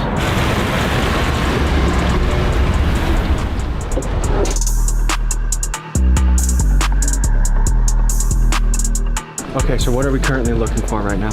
Obviously, we're always going to attract attention to the client. You want to see people that usually have extra clothing that doesn't fit the climate of the environment, like a heavy jacket or something. Usually that's a sign that something's off and maybe carrying a weapon or something, especially if the client has a high threat on. Do you have a high threat level on you right now, Habibi? I am in Arab in Texas, brother. Everybody around me here thinks I'm probably wearing vests. And you'll notice there's an agent on each side, one behind you, and then one always look to the left. Looking up for anything. They tell me in America you have good hamburger. Very good. Can we try good American hamburger? The most excellent hamburgers, Your Majesty. I will be happy to buy you a hamburger. Are you nervous at all right now? No, not nervous. I have good security detail. Top security worldwide. What are you in the mood for right now, sir? Are you hungry or would you like to go shopping? I would like to buy maybe a Louis Vuitton purse for my wife. كيفك؟ حبيبي القلب من وين انت؟ Do we have agents on the top? Remember I said there's 3 that are undercover? Because we need guys that have the eagle eye, right? Don't commit haram. Close your eyes. Close your eyes. No, but my wife wears this under her hijab. Does she really? Don't you dare think of my wife like that. Hey, get this guy out of here. We can't have him over here, sir. Get out. Hey. Come on, sir. We got you. And that's exactly how it would happen. Usually with clients, ones that you'd give them 1 or 2 warnings, they don't go away. You'd have the second agent behind, grab them and take them away. Prince, sorry for my behavior. I apologize. In food court areas, for some reason, people get attacked a lot because you never know who's sitting down and eating. Are you mostly looking for men or women too? Everything. Usually rival countries will send women. What would you like to eat, sir? I want hamburger, American hamburger. Does Chick-fil-A do it for you, Prince? What is Chick-fil-A? This restaurant is good? Very good. What's your name? My name is Abdullah Muhammad Al-Salis. Nice to meet you. What's his name? No, in my country we shake.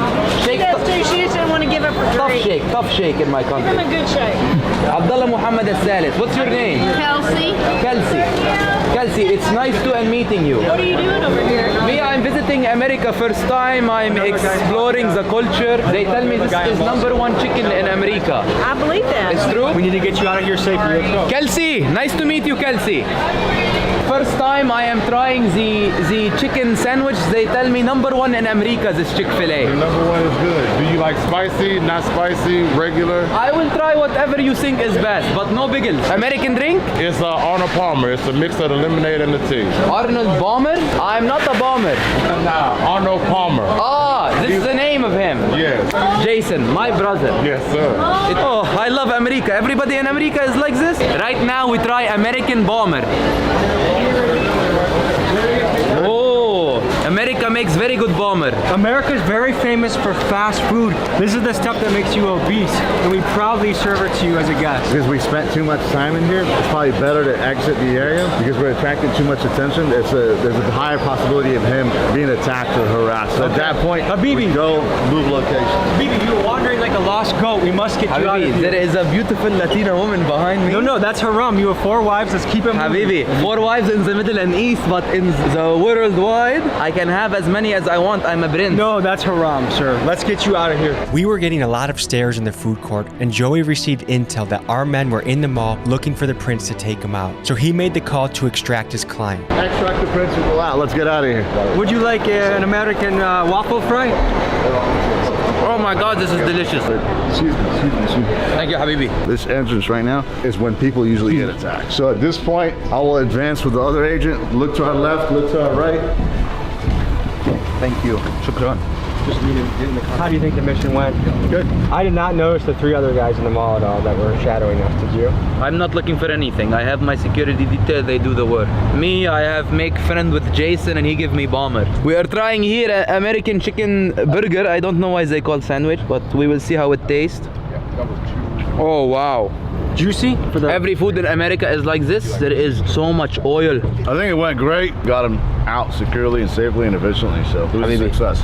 It was a pleasure doing your business. It was a pleasure, brother. Redwater will always be here for you, We sir. shall work anytime again. you want. We'll take it from here, okay? Hey, Thank you so you're much. the Thank you, Tommy. You're the Appreciate it, man. brother. Good Yes, shit. thank you. We'll see you guys. I don't really think we needed those guys. I mean, did that really help? I mean...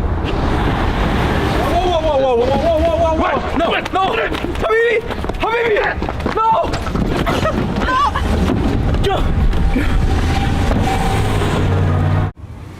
Oh, what the fuck? Go, we out. Now take off. Let's go. Yeah, nigga. What are you about? Crime, terrorism, freedom. You feel me? Despite U.S. News and World Report ranking Oakland as the 2nd most dangerous place in America. How'd I go out there on the field? Do you think every adult you know has been robbed at least once around here? Maybe close to it. I'm not gonna say everybody. If you want to do crime, come here, bro. There's hella crime. You will not get caught, straight up. I've been bit twice in one day. So was it worth putting a baby at gunpoint simply to get a couple sweatshirts?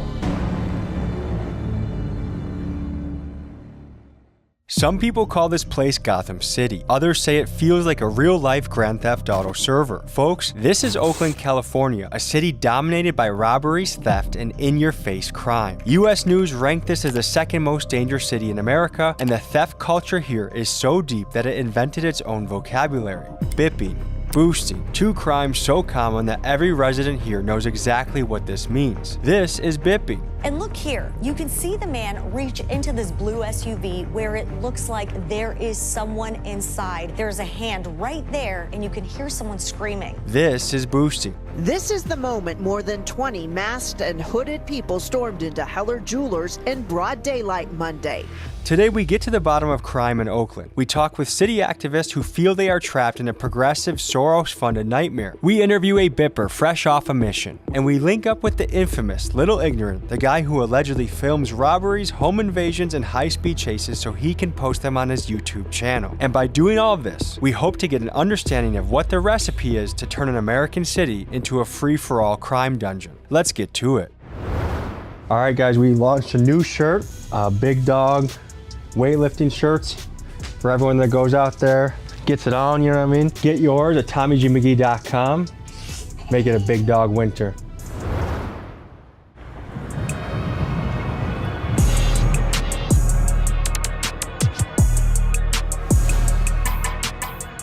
All right, so we're meeting an Oakland OG, and there also might be some kids that pull up that may have a particular way of making money.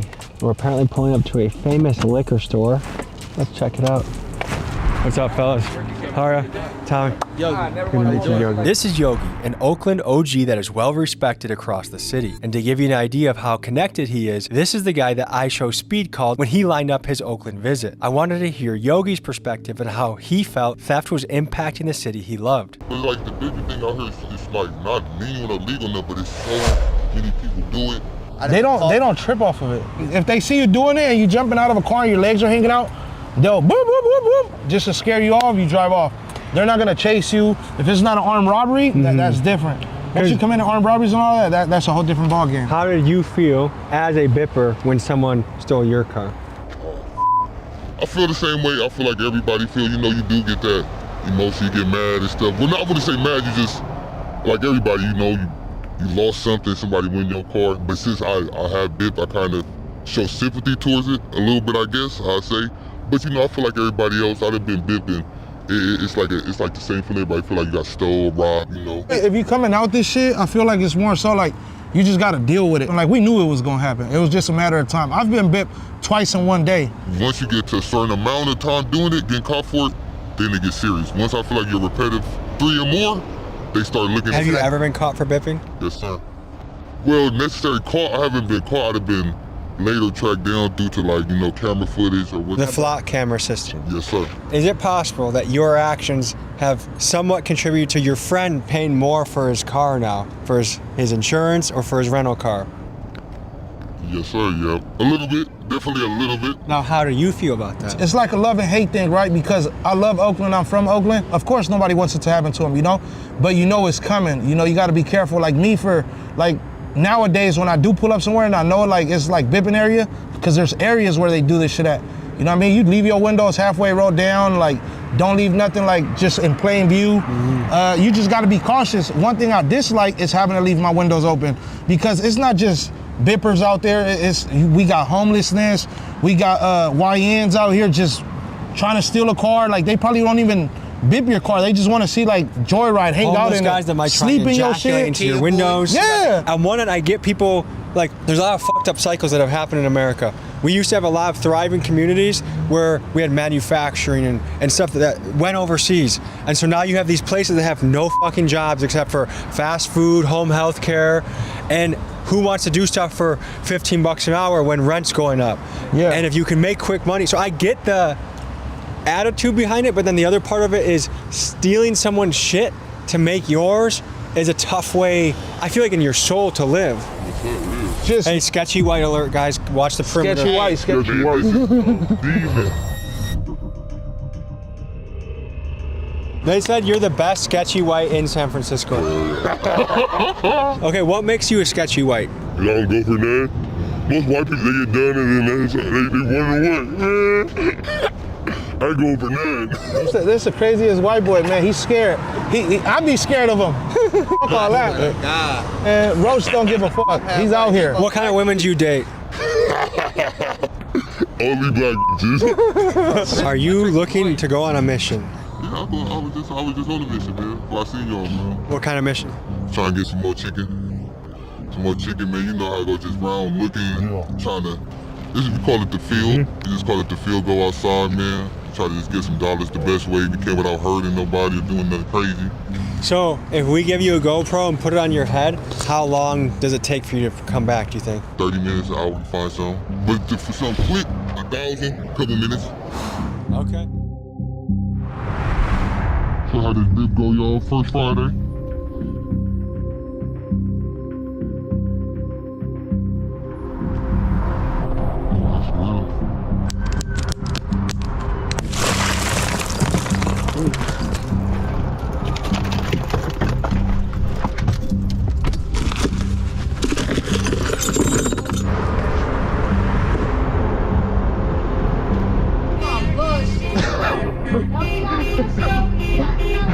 I'm recording.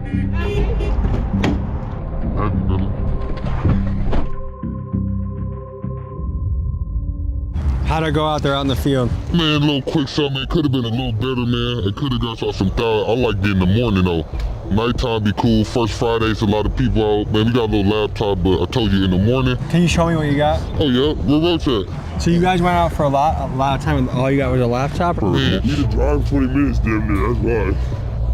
For like $200, $400, man. Yeah. In the morning, daytime, I like to get a beat in the morning. That's when all the money out. So when they go to work, you go to work? I go to work just as early.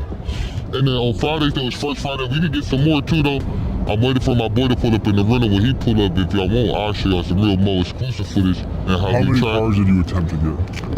See, with me, I don't really attempt. I like to go for sure stuff. Like I used to go after attempts, but now when I don't, I go after what I see in the car. If it's something valuable in there, I get it. What'd you use to break the windows?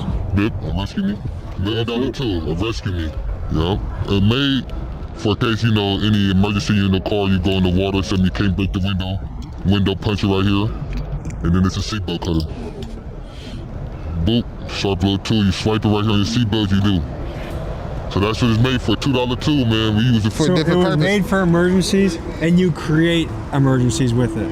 Yes, sir, yes, yep. But it's just for the money, man. We don't want to hurt nobody. We want you to get home safe, pay the $50 or however much it costs to fix the window. You know. And how are you gonna sell it? Oh, to the Migos. I would think for most tourists watching this, they are no longer putting Oakland on their list of places to visit. I can see why. It's some cool parts though, man. Don't let the bib scare you to come out here, man. It's just a little bit, it's just a splash. Thank you for those insights. Thank you, appreciate you for coming, man.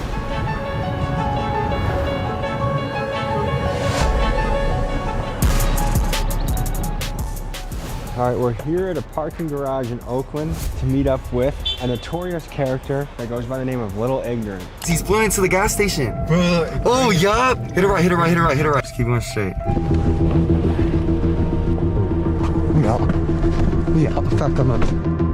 What the fuck? We out! Good BMW! Oh, what the fuck just happened, bro? Oh, it's caught. The stuff you see online is he allegedly films himself in the commission of crimes and puts it onto his YouTube channel. I think he's a pretty good example of kind of the youngster that doesn't give a fuck anymore and does whatever the hell he wants. So we're gonna see what he's about and get to know him.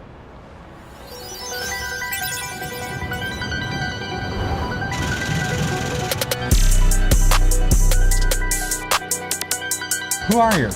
My name's Little Ignorant. This is Little Ignorant. Not only does he film his own crimes like car theft and home invasions, but I also feel he perfectly embodies the Bay Area type of character that's hell-bent on committing crimes and a good guy to talk to if we want to understand the psychology of the YN demographic.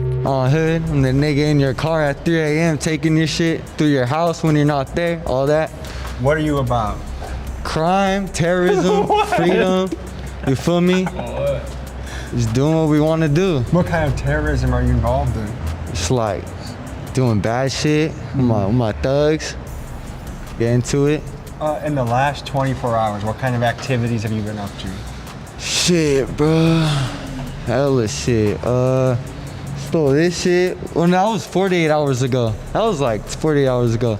Did some FedEx shit. This is a striker? This is a striker, yeah. It came up on the key. Look, right here, bro. Good hit and run. My nigga, Nobel. Slide through, Nobel. Think that's a Nobel Peace Prize? No, like Nobel, like no bond. Nigga, that's Tuan Le. That's Tuan Le. Throughout our time with Little Ignorant, he frequently referenced Tuan Le, an Oakland police officer who was killed in the line of duty. Ignorant uses his photo to mock other cops and try and instigate high-speed chases. This is not a man that Ignorant knew personally or has ever actually encountered. So, out of respect for Tuan and his family, we decided to omit most of his references about him. Day-to-day life, what does your normal day look like? Shit, bro, I barely sleep, straight up, barely sleep, get to it, try to see if there's some recording shit, some shit to record for YouTube, if not, some shit to get some money. Is what you put on YouTube real? Yeah, all my shit real, on hood. Like you're literally just walking to someone's house? Not walking, we jogging a little bit, but yeah, we through there for sure. How come they don't just say, all right, Lieutenant Smith, yeah, we got another video posted, he says it's him. Like, how does that not just turn into evidence to put you away? They didn't start actually giving a till I started talking shit about Tuan Le, bruh. That's when they actually raided me. It's because you started talking about a dead cop and making fun of him. Yeah, that's when they actually started building up evidence, surveillancing me around. What were you put our ankle monitor for? Hella shit I didn't do, bruh. Hella crime. What allegedly did they put you on ankle monitor for? Shit, stolen cars, high-speed chases. But like, that's all illegal shit. I wouldn't do that, Tommy G. So I beat that shit. They try to say I stole a car on April 22nd when I was with Mbox and Squeeze in New York, bruh, streaming that day. Would you agree that California is soft on crime? Like this is a place that's easy to get If you away want to with do crime, come here, bro. There's hella crime. You will not get caught. Straight up. Good red light. Run it. Good red light. Hit the flat screen. Yeah, Casey.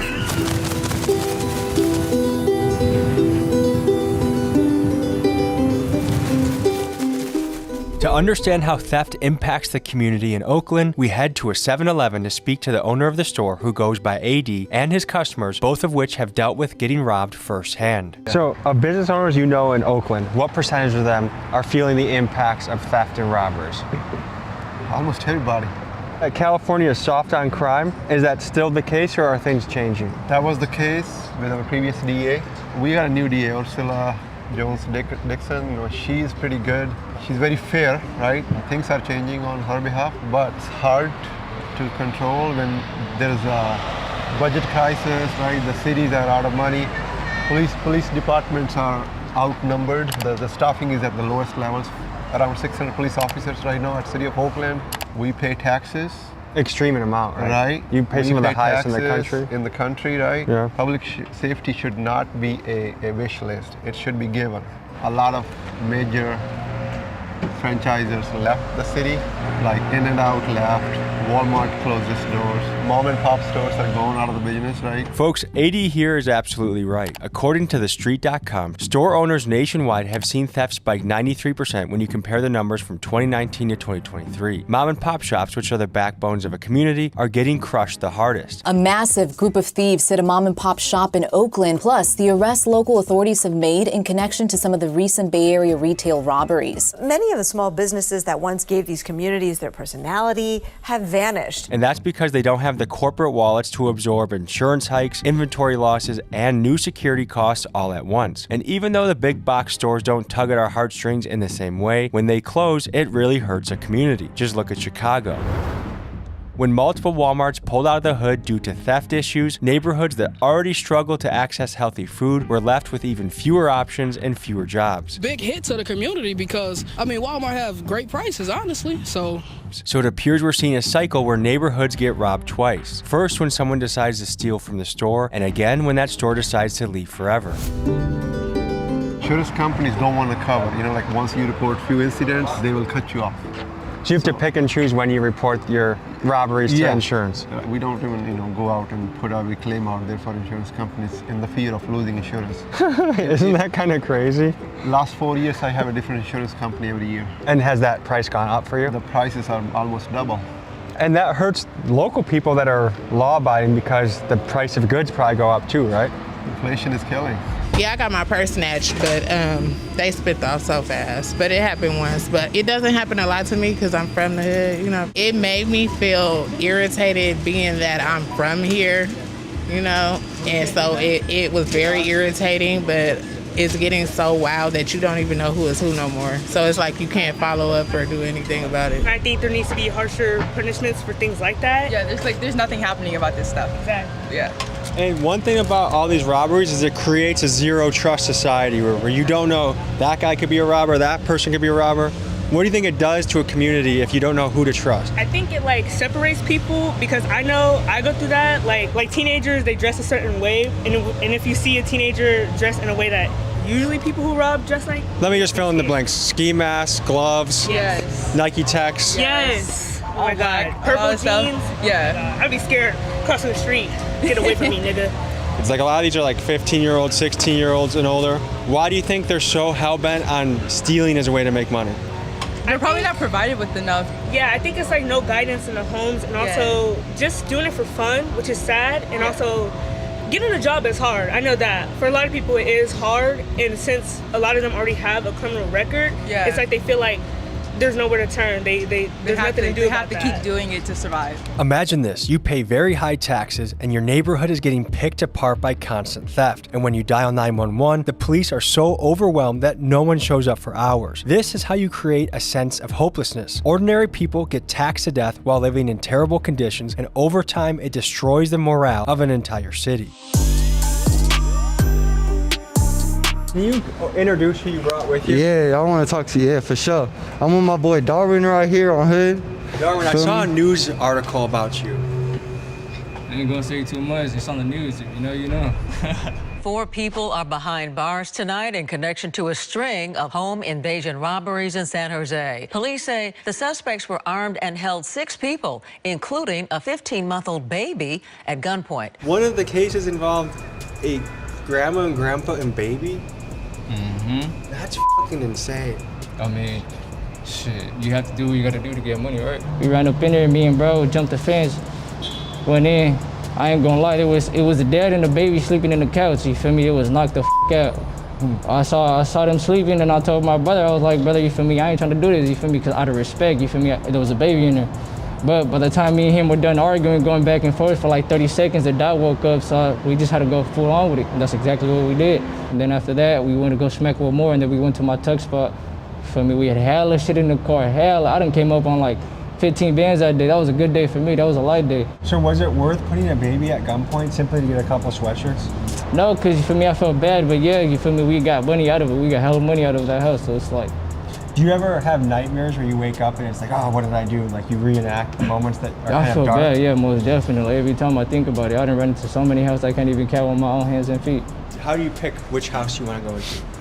But honestly, shout out to Asians. I love my Asians. Chinky, we need our bucks. The same guy that we interviewed 2 days ago that is allegedly did home invasions, he says he targets Asians as well.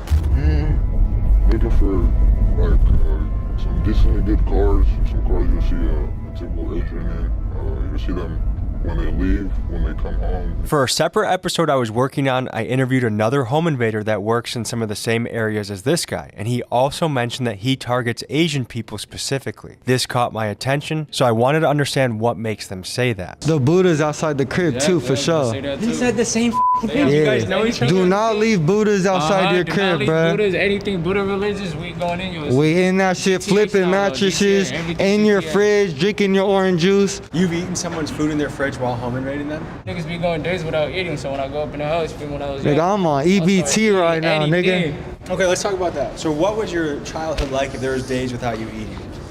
Sleeping in the car, be on my niggas smoking every day, going out car checking, bipping, stealing cars, Kodak, purse snatches, home invasions. Do you guys have any loot from your recent last day or two? Got some of this. Good little backpack, you feel me? Good little backpack on here. Children's backpack for school. We got some markers to go vandalize some shit. We got some markers. It's just multiplying the crime. We get this. We could put the shit that we vandalize shit with in the backpack and then vandalize with this backpack. What do you guys think about taking a backpack that a child used to go to school with? Bruh, car seats cost hella money. We sell that shit. How many of you had a strong dad in your life? I've never had That nigga. None of you guys? I mean, do you feel like that's part of the recipe? No, I mean, my dad was there and then he walked away, so it's like, for me, well, regardless, even when he was there, he was a shit. Man, I wish like guys like that we could talk to, because they have a big impact, you know what I mean? I would say that too, for sure. If my dad was around, you feel me, and he set me straight, I probably wouldn't even be in this motherfucker because I have a full family. I chose my own route and I became a man. They say the road to hell is paved with good intentions, and you could argue that's the case with Prop 47, the infamous legislation that basically declared if you steal less than $950, then you don't get in trouble. And here's why California did this. In 2011, Supreme Court case Brown v. Plata mandated the state to reduce the extreme overcrowding of the California prison system, saying it violated the inmates' 8th Amendment. So, the state passed Prop 47 with the thinking that many people are locked away for minor crimes, and if they stop throwing the book at people, the prison population will go down. But the unintended consequence was once the misdemeanor for theft was codified into law, criminals took note and stealing became many people's full-time jobs. And this is the tough part of legislation, where you try and solve one problem and inadvertently tip the scales to create another. Born and raised in North Oakland, went to McClymonds, went to Oakland High. I wanted to showcase a man that grew up in Oakland and decided to become an entrepreneur. This is Miles, and he owns a watch store in the Bay Area. Here's what he had to say. Did a little time in Alameda, so you know, I'm very familiar with the Bay Area. And why you're not in Oakland? Oh, bro, just because it's dangerous. You know, as a business owner, I sell watches. So some days I might have a Day-Date on, some days I might have a Paget on, just any type of watch, just in general. Being here in Oakland isn't safe. You know, it's not safe. It's not a safe environment. For me, I wouldn't even have a prosperous business in Oakland at the moment, you know? And Just on the state of Oakland. And we won't put it on camera, but you have a very nice automobile. Oh, yes. What are the Well, you can odds put it are- on camera. Go yeah, ahead. Yeah, okay. 63. But, you know, that's just, I feel like that all comes from the trade of work, you know? Just how much I put in my work. I wish the youth of Oakland, and actually the youth around the country, could watch someone like you and say, that's what I want to be like. I don't want to be like a drill rapper that kills people. Exactly. I want to be like a business I tell owner. people all the time, especially the youngsters coming out of Oakland, all you guys, it doesn't matter if you're white, black, doesn't matter what race, what you're into, bro, follow what you want to do. We were on our way to meet up with local activist Edward and a group of citizens that are furious about how Oakland is handling the city's homeless camps from a perspective of crime, drain on already low policing resources, and the immense amount of trash. We are taking you into a hotspot area for problems in the city. Where are we right now? West Oakland. Yeah. I know, just our brief drive in here so far. I am afraid to say the first word that comes to mind is shithole. Yeah, I've heard that said before. Yeah, it's barely surviving for a lot of folks. Yeah, they've taken the nonprofit, which is typically viewed as being benevolent, and they've turned it into a for-profit, malevolent approach, and that's why you see what you see. I think maybe the first thing that stands out about the nonprofit approach is it's not results driven at all. You've only funneled more money into it and the problem has only gotten worse. Right, because they want to perpetuate their existence. Why would they want to put themselves out of business? Right now we're surrounded, as far as the eye can see, different blocks are basically homeless, ramshackle camps. Correct. And illegal dumping as well. Yeah. I would imagine an extreme amount of mental illness. Mental illness, also you have drug addiction. Do you want to show us around a little bit? Yeah, we can take a walk over here so you could just see So as you can see, we're walking through it's vehicle to vehicle. I'm sure it's stashed here every night. You have guys on forklifts trying to actually do a job. So what do you feel as a resident or someone that grew up in Oakland, when you look around and you see your city, elements of it are a garbage dump infested with fentanyl and poop and stealing? Like, what does it make you feel? how else can you feel but disgusted, and it's really tragic, but it's not necessary.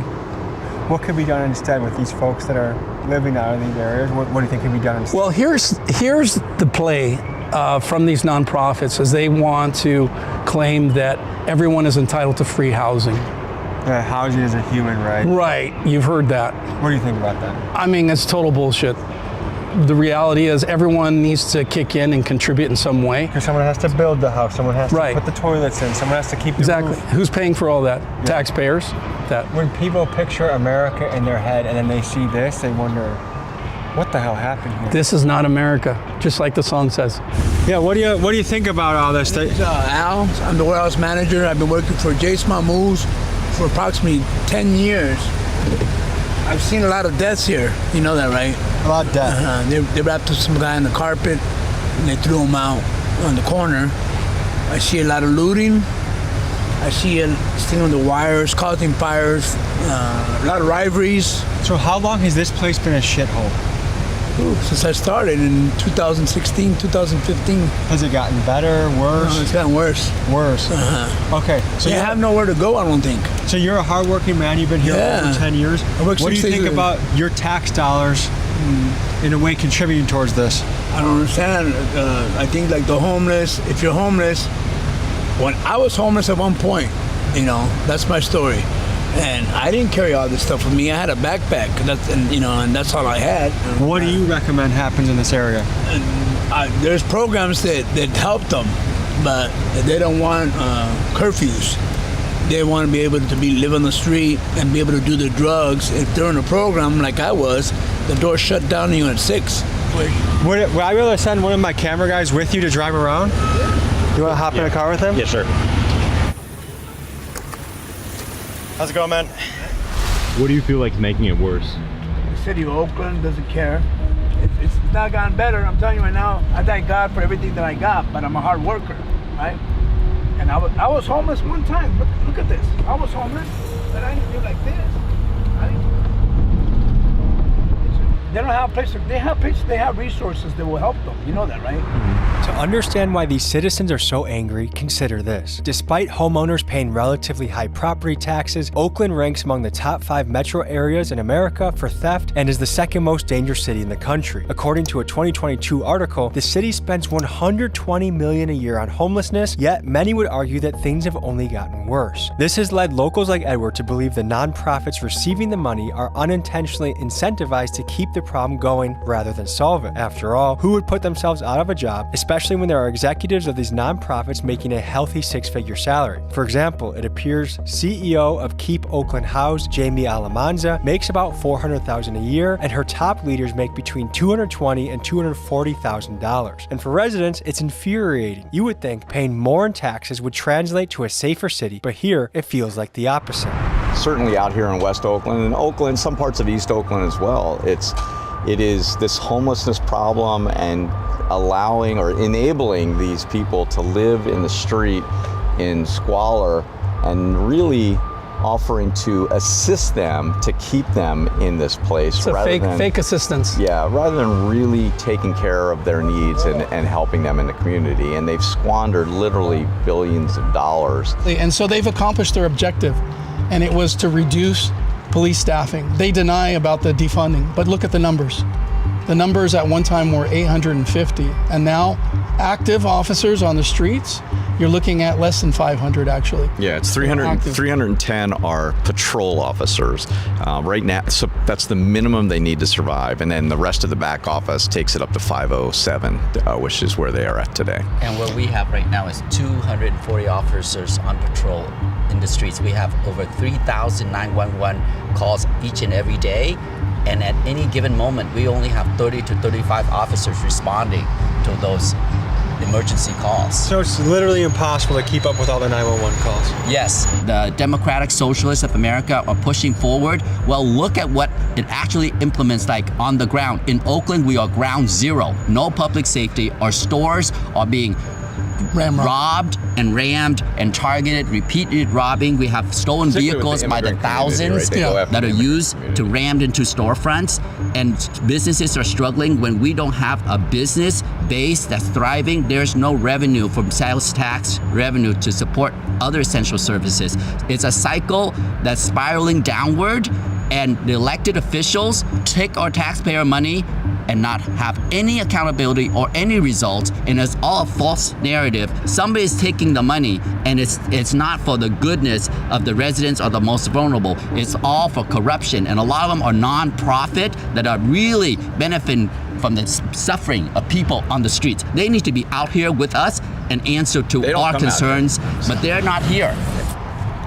Hey, how are you? Hello. Good, how are you guys? Good. What's going on? Some Oakland activists that are wanting more accountability from the mayor. Okay. And basically the people wasting money, and because there's a lot of people pay a lot of taxes here. And not helping. And not helping people on the streets. The most. Oh yeah, they stole all the money. So the numbers are that Oakland in the last 3 years has spent about $1 billion helping the community with homelessness, drug addiction. Do you feel like you've felt the impact of that $1 billion?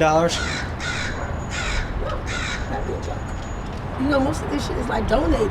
They're not paying for it. It's even going on after they've shut us down, put us out, asked us to leave, and then put us in places where you can't have company. I can't cook myself a snack. I can't do anything, but you want me to call this home. So you're set up to fail, basically. Oh, for sure. I think what really hurts is a lot of us feel like we're watching the downfall of America. And it started off in slow motion. In some ways, it feels like it's just speeding up. And it's really sad because there are a lot of people that bust their ass in this country. People that are absolutely hustling to try and just live and survive and raise kids and buy a house. Where's the sense of, we're not going to build a perfect utopia in this country, but America's the country where you can make it and you can do well. And our taxes just keep going up, but the standard of living is getting lower. How is that even possible? Little Ignorant called us up and said he wanted to show us what it looked like when he went on a police chase. So he strapped on his GoPro, and this is the footage we later got.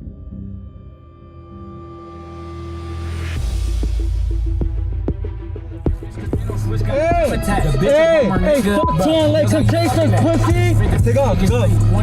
You don't want it. You don't want it, bitch. You don't want it. Bitch ass nigga. Right there. Go get us. Pussy. He's behind us? Right there. Oh my god, we got it, did it. Oh, what the fuck? Go! Go that way. Help me. Go. Go, we out. We out. He's a bitch. We're going viral. Go down, you got it, you gave us. Now take off. Let's go! Yeah, nigga! I love you, my nigga. Let's get there safe though, slow down. Crazy, bro. Hella fun, bro. Hella fun. Dude, we were trolling him with Swan Lake, and then we spun it back, kept trolling him. He ended up chasing us. That shit was fun as hell, bruh. So we were at a red light, right? Complete stop. And there was 2 cars beside us. Saw a little gap, took it, had to stop a car. A bitch moved for us. Dude, you were asking a lady like, yeah, move out the way, The bitch moved. Help us get out of Yeah, we gotta give a bitch a free striker, bruh. If you're watching this video, DM me, we got you with a free striker. Yeah. How'd you guys take this one? Bad that shit. Key was in the car checking, bipping. Brake, push to start, key in the car. Yeah, every rich neighborhood at least, feel me? One day out of the week, at nighttime has one car, feel me, that's hella fast with the key in it. I'm trying to become the president for real. Like, if you look up the the reason I'm a terrorist is because it's for political gain. That's like the real definition of a terrorist. That's why I classify as that. It's because it's all for political gain. I'm trying to run for the president one day, couple years. Couple years. Vote for Lil Ignorant for president 2020. What year is it? 5? Next year, 2026. On hood. You gotta wait till 2028 to make your run. Why? Because that's when the election is. It's not next year? Why?